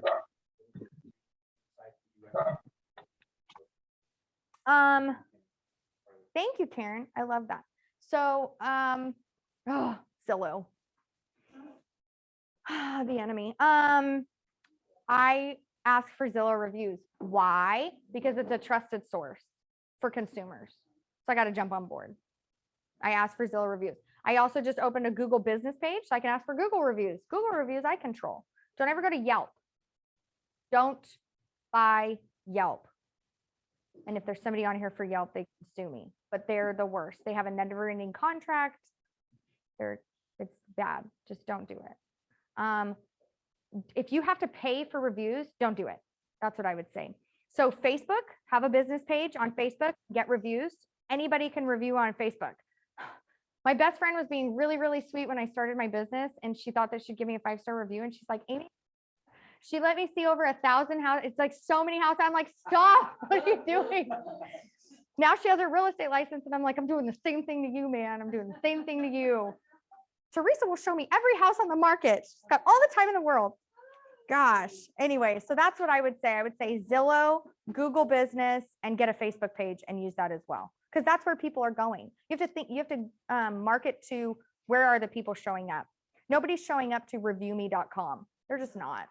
Nobody's looking at that. No one cares. And unless it connects to any one of those other sites, it's irrelevant, completely irrelevant. So you got to go to where the people are going. Okay, cool. I can help set up. Adam's so great. Okay, so let's talk about the listing consultation. Because I got 30 minutes and I want to be respectful of your guys' time. Okay, so big picture. Make sure I'm on the right slide. Here we go. Here we go, guys. Okay. The consultation. So you got the appointment. Now you refer this appointment to a consultation. That's what I like to call it. I'm a consultant. I'm a real estate consultant. That's why when I show up, I'm like, hey, why you want to sell? Like, that's really silly. Owning a property in California is like owning a retirement plan forever. Like, you should just keep it, right? So I kind of talk to them about that. Turns me into consultant. The whole point of the appointment is to sign a listing agreement, and your clients are happy and confident that you're going to do the job for them. And there's agreements on the next steps that they're going to take to get the house ready for them. That's the goal. That's the goal for you. Does it always happen? Not necessarily. The goal for them is to trust you. No, Manny. The goal for them is to find out. Sit down. Do you care about me? Can I trust you? Can No. you trust me? That's whenever you meet someone, or whenever you hire somebody, or whenever you're going to work or do business with anyone, those are the 3 things that are going through their head every single time is, can you help me? Can I trust you? Do you care about me? They do not care about how much you know until they know how much you care. So that's what the questionnaire is about. That's why you did the pre-listing steps and you ask them all those questions. And then that's what you're going to do in your listing appointment too, with a 3 deep needs analysis. What is a 3 deep needs analysis? It's so funny because after I was sitting here this morning and I had a conversation with a pool company. Mhm. I'm like, I was just over them. I said, there's 3 things. Can I trust you? No. You know, Yeah. the whole thing, and I am over it. But I just went through that. I Yeah. talked to them that way too. I'm like, you're in sales. Yeah. Oh my gosh. There's 3 things. You get all 3 of these? Yeah, Why absolutely. not? And I just heard that. Yeah, I'm like, oh my God. So yeah, I'm letting you reiterate that. So thank you. I love it. Thank you. You just co-signed for me. That's great. Now they believe me even more. So the 5 stages or strategies that are going to help you prepare for a great listing presentation, we've talked about, but you got to know your scripts. You got to know the material. You can't just pull the comps and send them the comps and then go about your day. I do analyze the comps and I analyze the neighborhood. So my listing appointment packet, the pre-listing packet takes like 5 minutes to put together, but I do take enough time to look at the neighborhood. Now, if I'm familiar with the neighborhood, it takes less time. But if I don't know the neighborhood, I need to learn that neighborhood, because there's no way. You do not want to walk into a listing appointment in a neighborhood and they're telling you how it works in that neighborhood. Who's the expert then, right? Take some time. So there's some leverage here. List report. You guys have never heard of list reports. It's a really good tool that you can use. It doesn't give you a ton of information, but it gives you like, where's the nearest hospital? Where's the nearest schools? What are the school ratings? How close is shopping? How close is that? I drive the neighborhood before my listing appointment. Before my listing appointment, if I can, I will go look at vacant properties that are on the market currently, because I really don't want the seller to be like, well, there's a house right down the street. Did you go inside that one? That one's listed for this much. And why are we listing lower? Right? Well, I went in that house. It's completely custom, right? Or I've been in that home. Or, well, this house sold for, I've actually had sellers that want to sell their house for, they want to list their home for less. They're usually the steady type, right? They're the steady ones. They're like, well, I want to be really cautious.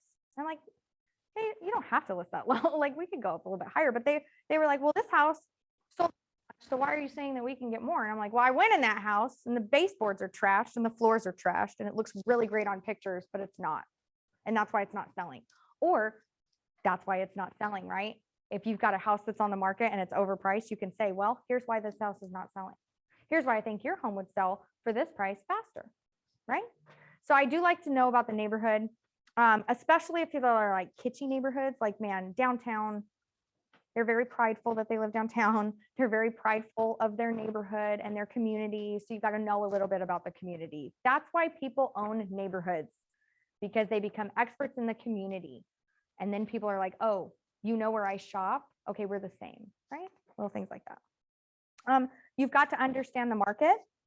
So a really great tool is the market trends report. If you go onto the MLS and you click on trends and you select the area that you service, I usually service Sacramento. So when I list homes, I just pull the greater Sacramento area. It will give you graphs and diagrams that you can use, but it also gives you a market summary. So at the very top, there's a little tool that says market summary. You can click on that and it will give you a market summary, and it reads just like a story. And I bring that too. I bring a trends report with me because it'll say top. And this was beautiful after June 6th, June 15th. Because before June 15th, I would walk into a seller and I'm like, name your price, man. Like, I think we could get whatever you want at this point. There's no homes on the market. A home hasn't sold in this neighborhood for 2 months. So let's just go for it, right? And we would, and I'd get 60 grand over asking price. People got used to that. People got real used to that. And then June 15th hit. And what happened? We opened up and I knew it was going to happen. I said, the market's going to shift as soon as that happens, because people are going to magically not, whoo, Lord, people are going to magically not be concerned with it anymore. And then they're going to put their home on the market. And that's exactly what happened. Inventory went up 30% in 1 month. How did I know that? From the market trends report. I am not analytical. I do not analyze things very well. I've had to learn how to do that and slow down and learn my numbers. But I did it because I got some analytical clients and I never wanted to be left out of those conversations again. So now when I walk in, I'm like, yeah, I know that you want to list your home for like 50,000 above market value, but here's the deal, man. Inventory is up 30% since last month. We can't do that anymore. And when I can bring that report and say, here's the report, this isn't me like making stuff up, this is the MLS, I pulled this from that, then they're like, oh, okay, well, all right, well, let's talk realistically, right? It gives you all kinds of information, all kinds of graphs about what's the average sales price versus the average sold price. And I love that graph because it's a green line up top and it's really, really high up there. And those are for sale properties. And then there's sold and it's really low down. And I'm like, so all of these people live in fantasy land and all of these people down here live in reality, and their home sold and they've moved on. They collected their equity and they moved on to the next. What happens to these people if the market shifts? What happens if we get another 50% increase in inventory? Are those homes going to sell? No. So we can't price based off of those people. So it's just things like that, right? You've got to know your market. Use communication techniques that build rapport. So we talked about knowing how people communicate, mirror and matching, right? Asking a lot of questions. The 3 deep needs analysis is you ask a question, they give you an answer, you ask a question to clarify. Right? So how much do you want to sell your home for? Well, we were thinking about selling it for this price. Okay, why is that important to you? You would think, well, we want to make the most amount of money, but it could be, well, that's going to net me a certain amount. Oh, okay, cool. So now we're talking about a net. Now we're not talking about purchase price, we're talking about a net. We're no longer talking about list price either.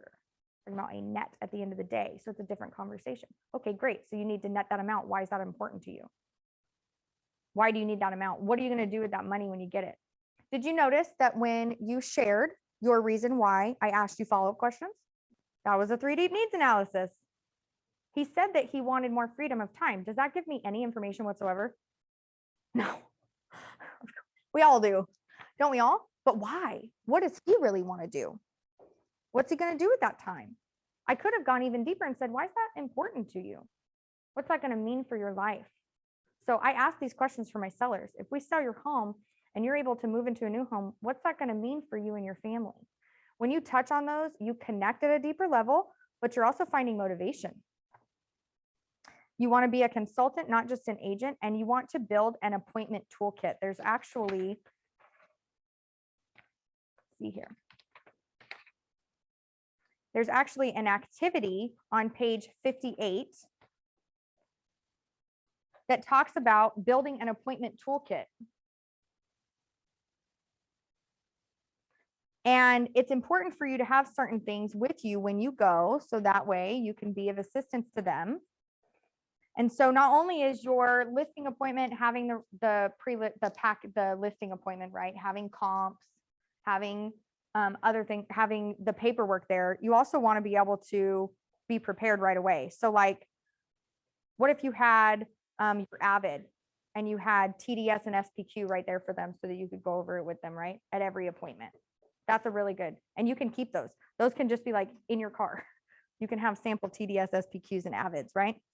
What if you had minor home care stuff like air fresheners or little things like that, TP to put in a vacant property? Sometimes I go to the listing appointments at vacant properties and I'm like, well, I don't really want to have to come back. We signed the listing paperwork.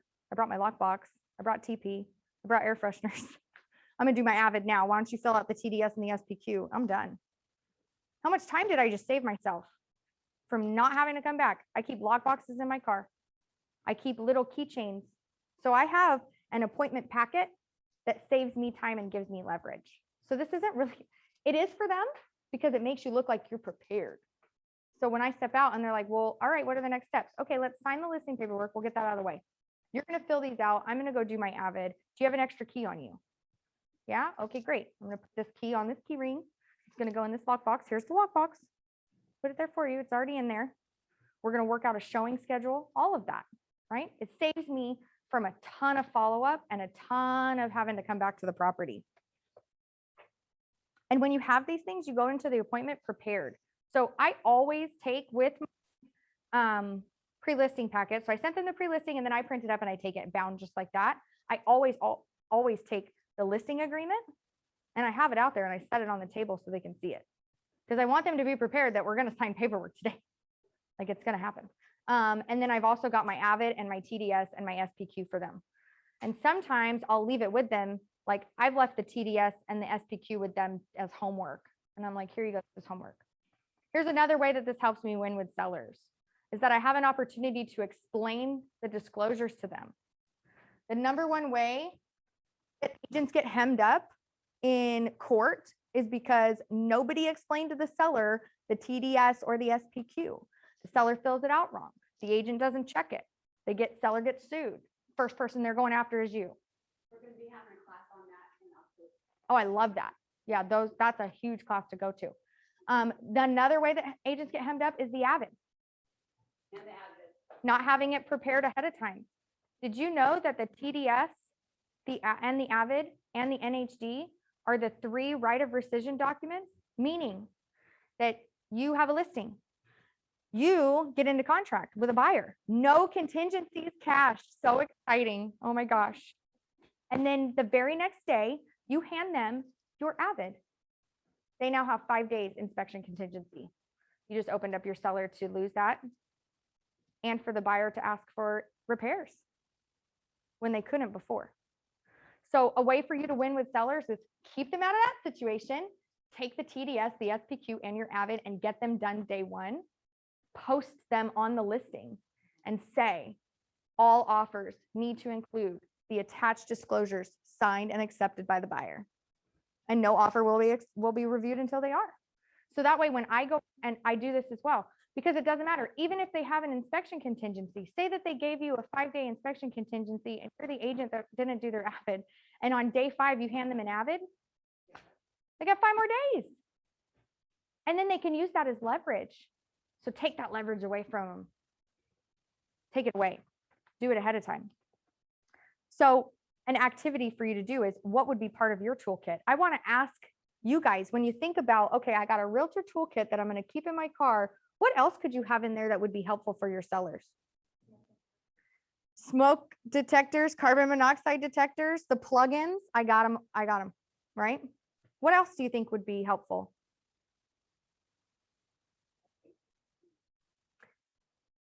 A basic cleaning kit. Yes. All of that. Yes, absolutely. I mean, I've seen agents go above and beyond. I will usually recommend that they hire a cleaning crew because I'm like, I ain't cleaning it. But I mean, we've got a team and they're like hauling junk out for their sellers. They're like doing all kinds of stuff. So I love that. A basic cleaning kit. That's amazing. What else? What else can you think of that might be something? I love it. A preferred vendor list, right? Something that you can leave behind with them and say, you're about to get ready to list your home on the market and you're going to start unpacking. You're going to start packing. You're going to start seeing, and you're going to find problems that you didn't know exist. I just mean it. You didn't look at them before and now you're going to look at them and you're like, I might need to get that fixed, right?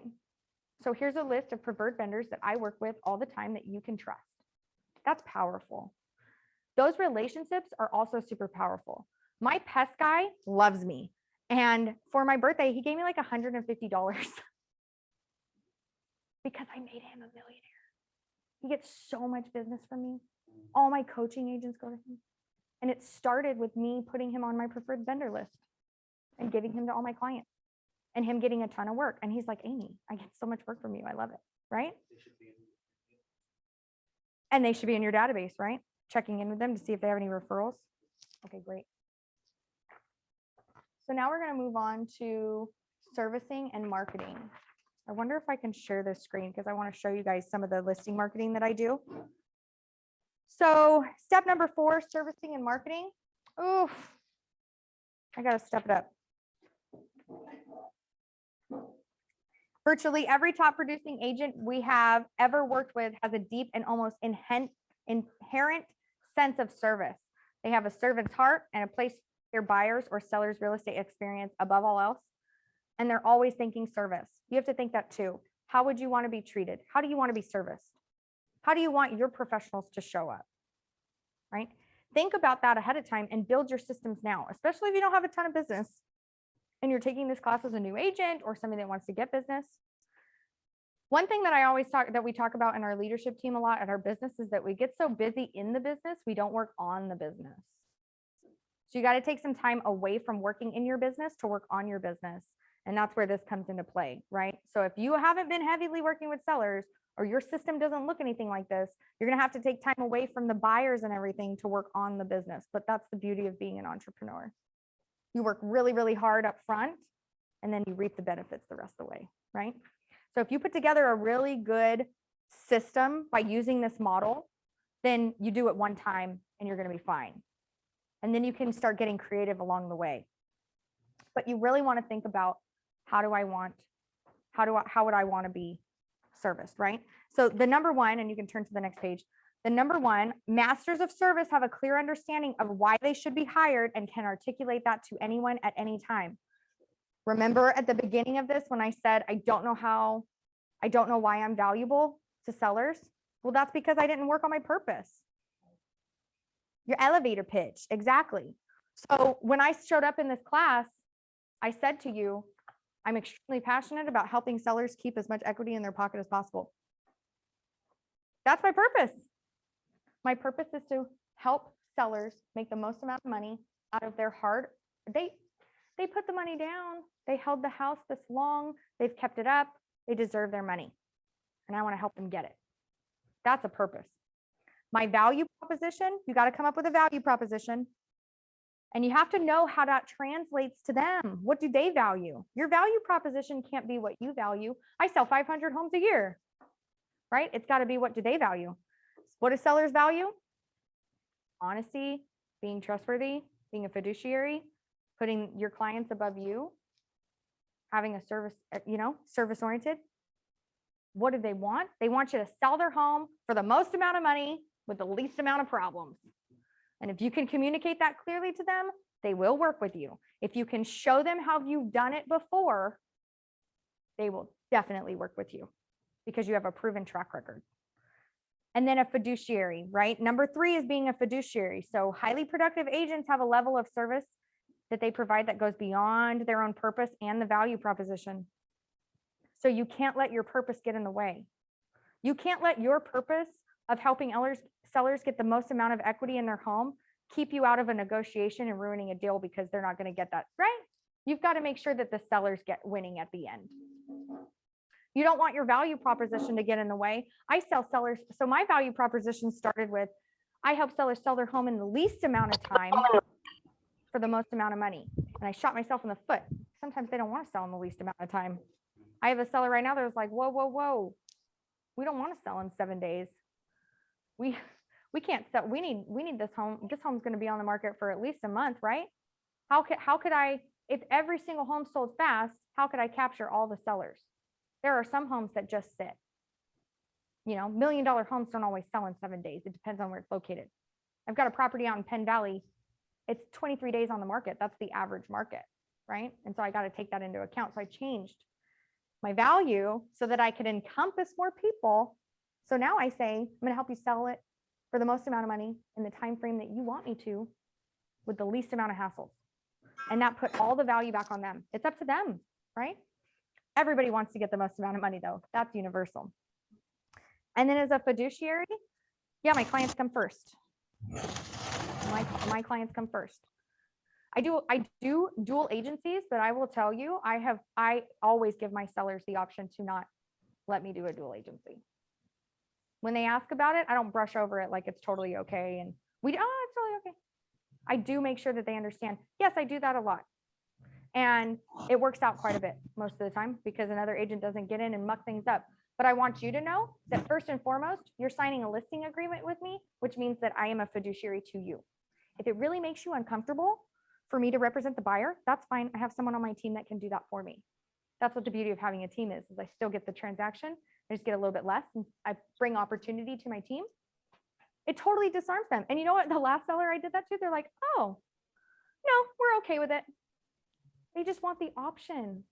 They just want to make the choice. They just don't want you telling them, oh no, I'm going to double in this and make a bunch of money, right? And represent two sides. Sometimes they don't understand. Another way that I get the dual agency conversation, so that they're not feeling some type of way about it, is I tell them, a lot of people look at this as if it's two attorneys in a courtroom representing a defendant and a plaintiff. And that's not usually how it goes, because those two people are looking for two different outcomes. And in this situation, we're both looking for the same outcome. You want to sell your home, they want to buy the home. The only thing that I'm doing at that point in time is advising each of you as a separate fiduciary. I can't tell the buyer what your bottom line is, just like I can't tell you what the bottom line is of the buyer, but I wouldn't know that information if another agent was involved anyways. So really, it's just making it easier because now there's only one person facilitating the sale. So that's my spiel for that. So we talked about that. The next page, 80. Let me see if we got anything on here. So we want to talk about the marketing plan. Is it in here? Okay, cool. So it's actually page 82. Marketing consists of your marketing plan, your message and your methods, managing and marketing budget, and then staging and pricing. Staging does not have to be hiring an outside stager. Staging can be me walking through the house and saying, take that down, change this, let's move this chair over here, right? So staging, you can stage with their own stuff, and you can stage the property and give them information anyways. So there's a 14-step marketing plan for listings on here. And also in my pre-listing packet that I will send out to everybody, there's a marketing plan in there as well. The number one thing on this marketing plan is pricing it strategically. There's no amount of marketing that I can do on listings. If the house is priced incorrectly, it's not going to sell. That's why I spend $500 on my list, on my marketing. Why? Because I don't want them coming back saying, you marketed enough. I want, when I go to them and I say, well, you know, we don't have any offers yet. The market's talking to us. And they say, well, what about your marketing? I'm like, well, you saw my marketing. So do you think there's anybody that doesn't know about your home? And then they're like, well, no. I'm like, okay, let's talk about price versus condition, because we know that that's all that's left right now, right? So make sure that you're talking with them about the price being a marketing piece. List price is not value. You have to make that distinction. List price is not value. And then a little script for you guys that I like to use is, when you go to a car lot and you buy a car, the sticker price, is that the final price? What do you guys think? When you go out and buy a car, when you look at that sticker price, is that your final price? You're going to talk them down, right? Why do you think you're able to talk them down in price? It's because it's a depreciating asset. They know that when it leaves the lot, it's 30%, it's worth 30% less if it's brand new. So that's why you can work on that sticker price, because they already know that it's a depreciating asset. They're not selling you something that's going to make you money. What happens when that car becomes a classic? Where is it sold? It's sold at an auction, right? And what's that sticker price? A base price, right? And then what happens? Everybody wants it. Why? Because it's worth something.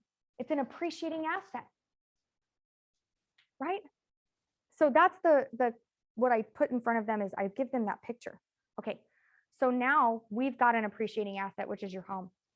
So our sticker price, we got to create a bidding war. We got to put it up for auction. We can't put it up for auction with your highest price. Auctions start lower, and that's important for them to understand. If they put their home on for more, they're just going to wait for a buyer's just going to wait for them to knock it down. I'm going to share my screen. Is this already shared? Yeah. Oh, can I get out of this? Oh, there we go. Okay. Open up. Okay, here we go. I'm going to take you guys to one of my listings. Oh, it only did that? Okay, cool.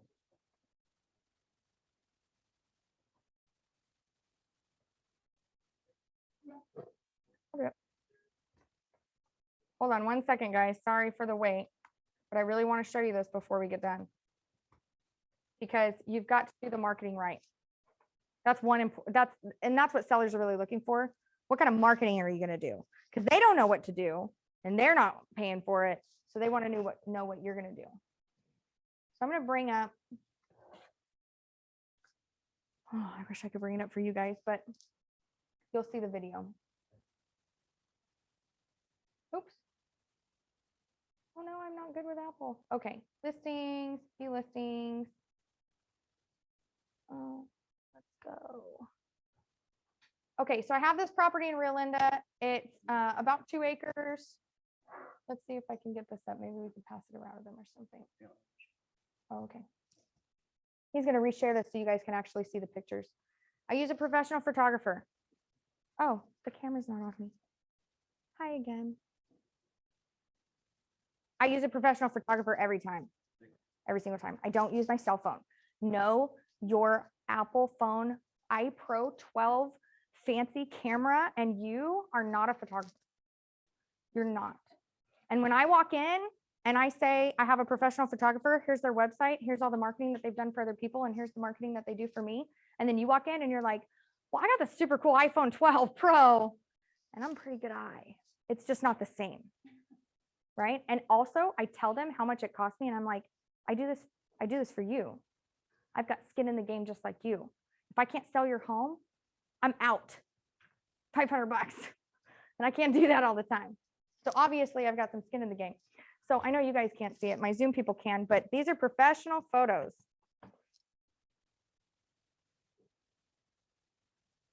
Lots of them. There's not 2 of the kitchen. There's 6 of the kitchen, right? Every single room. This place was covered in furniture. There were rugs all on the ground. I told them, take the rugs out. Your rugs are making your house look small. Take them out. So this is some staging that I provide. So if you're not good at this piece, it's so funny. Hi. If you're not good at this piece, get good at it. Get some education for your clients and for you, right? It's going to help you have better sales. So I told them, I'm like, you got to move some of this furniture out of here. And it's so funny because we literally just move it. Is it like up my nostrils or whatever? Okay, stop, just stop. Stop. So we'll like move furniture and I'll be there with my photographer and we'll be like moving furniture into another room, taking a picture and then moving the furniture back into the next room, right? Move the rugs, put the rug back. I walk in and I'm like, take all this down.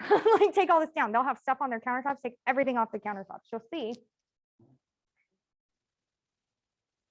Let's go to, like, see the bathroom? Like, it's all hiding in the tub probably, right? There's probably stuff behind that curtain, but also the bathroom sink is empty. Yeah. Like, we know we all brush our teeth And somebody put the lid down in their toilet from now on. and put the lid down. Okay. Your photographer should also be doing this.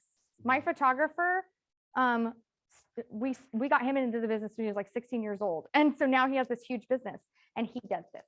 He comes in and he's like, he opens the blinds. I could send him to the property alone. And he knows exactly what I'm looking for and exactly what needs to be done.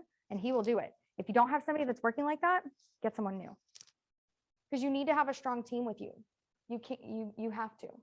Okay, so we've got the gist. I have this house is so cute too. It has goats and I love it so much. No. So then I have virtual media.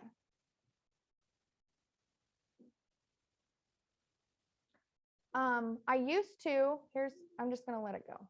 I used to get 3D tours because what just happened? Are we good? Okay. So we're gonna skip this ad. Do they hear anything? They can't hear the video? Okay, there's music playing. I know you guys can't hear it, but there's music playing. And it's really nice, upbeat music. I used to do all 3. So videos are it. Like, there's a reason Facebook and Instagram went to video instead of pictures. And there's a reason that the algorithm likes videos more than pictures. So there's a reason why when you do a video, your clients see it more often than if you do pictures.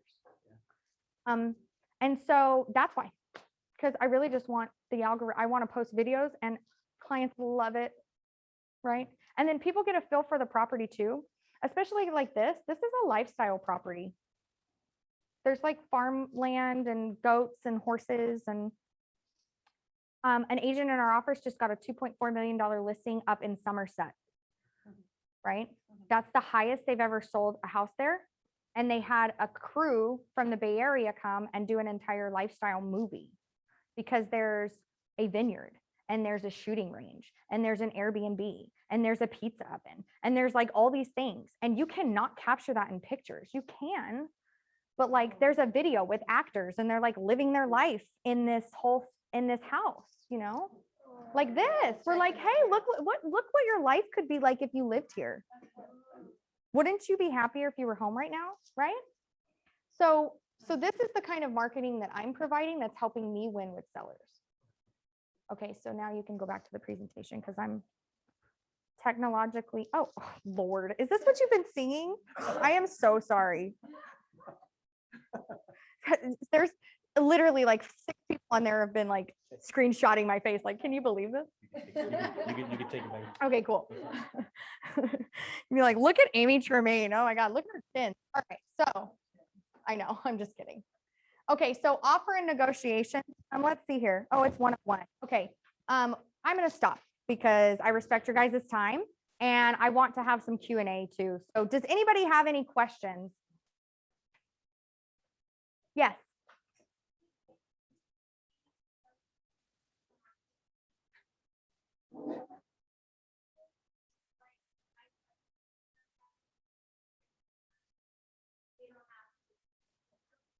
Absolutely. Absolutely. Even if they don't want to see it in my presentation, like if they're like, no, we just want to sign the listing. Okay, great. But once I get the marketing completed, I send it to them. Yes. Yes. So I tell them that what I'm going to do too. So I'm like, well, don't worry. I get professional photos. Even if they say, hey, Amy, I trust you 100%. I'm not worried about if you're going to, what you're going to do. I say, okay, well, I get that you do, and I love you for it, but I'm going to get a professional photographer. We're going to do this. We're going to do that. So I do, but I reiterate a lot of the good things I do because I learned that from Diana Kokoska. If you guys don't know who that is, but she's like a queen of scripts and everything. And so she taught me and all of us in bold, when you walk if you're on time, you walk up and say, hi, it's 1 o'clock. We had an appointment at 1 o'clock, right? You remind them of the good that you're doing for them. So I don't leave out any chance to like, hey, I'm doing these wonderful things behind. I know you trust me, but here's what I'm doing. And it just further builds that trust. It just further builds that. Remind them, yes. So properties, where do you market your properties outside of the video and outside of your MLS? What do you do? We're in a really good market right now. So I put it on the MLS, I put it in KWLS, and they do it for me. And then I put it on my Facebook. I put it in Facebook marketplaces. So I think that's an important piece. Facebook marketplace now allows you to post listings, post them. You're going to get leads, right? Sign in the yard, have a sign in the yard. Make sure it says your name. Make sure, as a new agent, I like my picture to be on there, especially in cities where I know people know me. So like Rio Linda, yeah, my sign's up. I want them to know me. Now I have another one, a duplex in DPH, or sorry, I shouldn't say that. Del Paso Heights, it's not the best neighborhood. I'm not really concerned about putting a sign up, right? So it's like your marketing goes for the neighborhood too. Sometimes you don't put a sign up, sometimes you do. Condos don't usually allow signs, so you've got to have other marketing. Just listeds do go out to the neighborhood. We use Michael Lewis Marketing Suite, so I can just push a button and it has a whole listing package, and then they send it out for me. So just sold, but honestly, people are looking online. That's where people are looking to buy the home. So me sending a just sold isn't for my seller. And I tell them that. I am 100% honest with them. The sign in the yard is not for you, it's for me. The sign, the just sold, me door knocking, all of that, the chances of that selling your home are slim to none. We have to get it right online. If we don't get it right online, then I have failed you. All those other things help me grow my business, which is wonderful. And I will use your listing to do that. And I want to get it to those people. But like I said, in 7 years, I've sold one home from a sign being outside. One. So the sign is, and I represented the buyer. So who really won in that situation? Me. I won. So I'm just honest with them about what marketing does and what it's for. And then if they've got a house like the Del Paso Heights that I didn't want to really put my sign in front of, I explained to them, hey, by the way, the sign is kind of for me and my advertising. I don't really feel comfortable putting it out there because I feel like it's going to get damaged or something like that, because that's been my experience before. And they're like, oh yeah, no, we don't care about that. We know it doesn't work. So I'm like, okay, cool. I'm just really blatant, honest, and upfront with them. But. Question in chat. Mhm. Can you repeat the name? And Diana Kokoska. Yeah, Diana Kokoska. All scripts and all of my scripts are on KW Connect. All of them. And I'm going to send you guys out this the booklet that I sent. I'll send you all the materials. I'll put an email together. Yeah, I'll put all the materials from this class. I'll put it all together. I'll send it to you guys so that Michelle can send it out. It'll look really pretty. Not just be forwarding things. And so Diana Kokoska was bold. Basically, bold is Diana Kokoska, and Diana Kokoska is bold. So if you want to learn her scripts, take bold. It should be coming. We already had it. We just had it. Oh, okay. Yeah. And honestly, bold has changed so long, but you can find her online. She's great. Yeah, There's, I think, Elk Grove is actually, it's not. Yeah, we're- face-to-face, it's- No, we're doing in person Oh, are in you? Roseville. Oh, wow. Yeah, so we're gonna do an in-person bold in Roseville on, it starts October 14th. Who's the instructor, do you know? Dave Jones. Okay. Dave Jones is an amazing instructor. And I'll leave you with one more thing and then we can finish this up. But he said, throw away your plan for the rest of the year. And I think this is fantastic. We are no longer in 2021. We are already in 2022. If you're not prepared for 2022 and you're not thinking about that, late. So we should be business planning October. So if you want a business plan really well and you have the time, go to Bold in Roseville, because that will jumpstart your business. The average agent does 14 pieces of business because of Bold. That's like some people's entire year, like, Send me the link where I can get from them. But, Yeah. If you have it, send it. It's important, you guys. Also, agent financials, like I was saying earlier today, you need to go that. You need to be planning for 2022. You have to. yeah, I think that's huge. I think if you want to have a big business, you have to treat it like a business. And if you've never owned a multi-million-dollar business before, these are the classes that you need to take in order to get there. And if you think you can't own a multi-million-dollar business, you need to think again, because we have the models in place to allow you to do that and walk away. You're your own lid, right? So you got to push your lid up, Yes. push it up. Thank you so much for having me. Thank you Thank you for once sticking again. around. I Thank you, appreciate it. thank you, thank you. Yes. I appreciate it. Go ahead. Thanks. Hold me tight for just a minute. I want to make a quick announcement.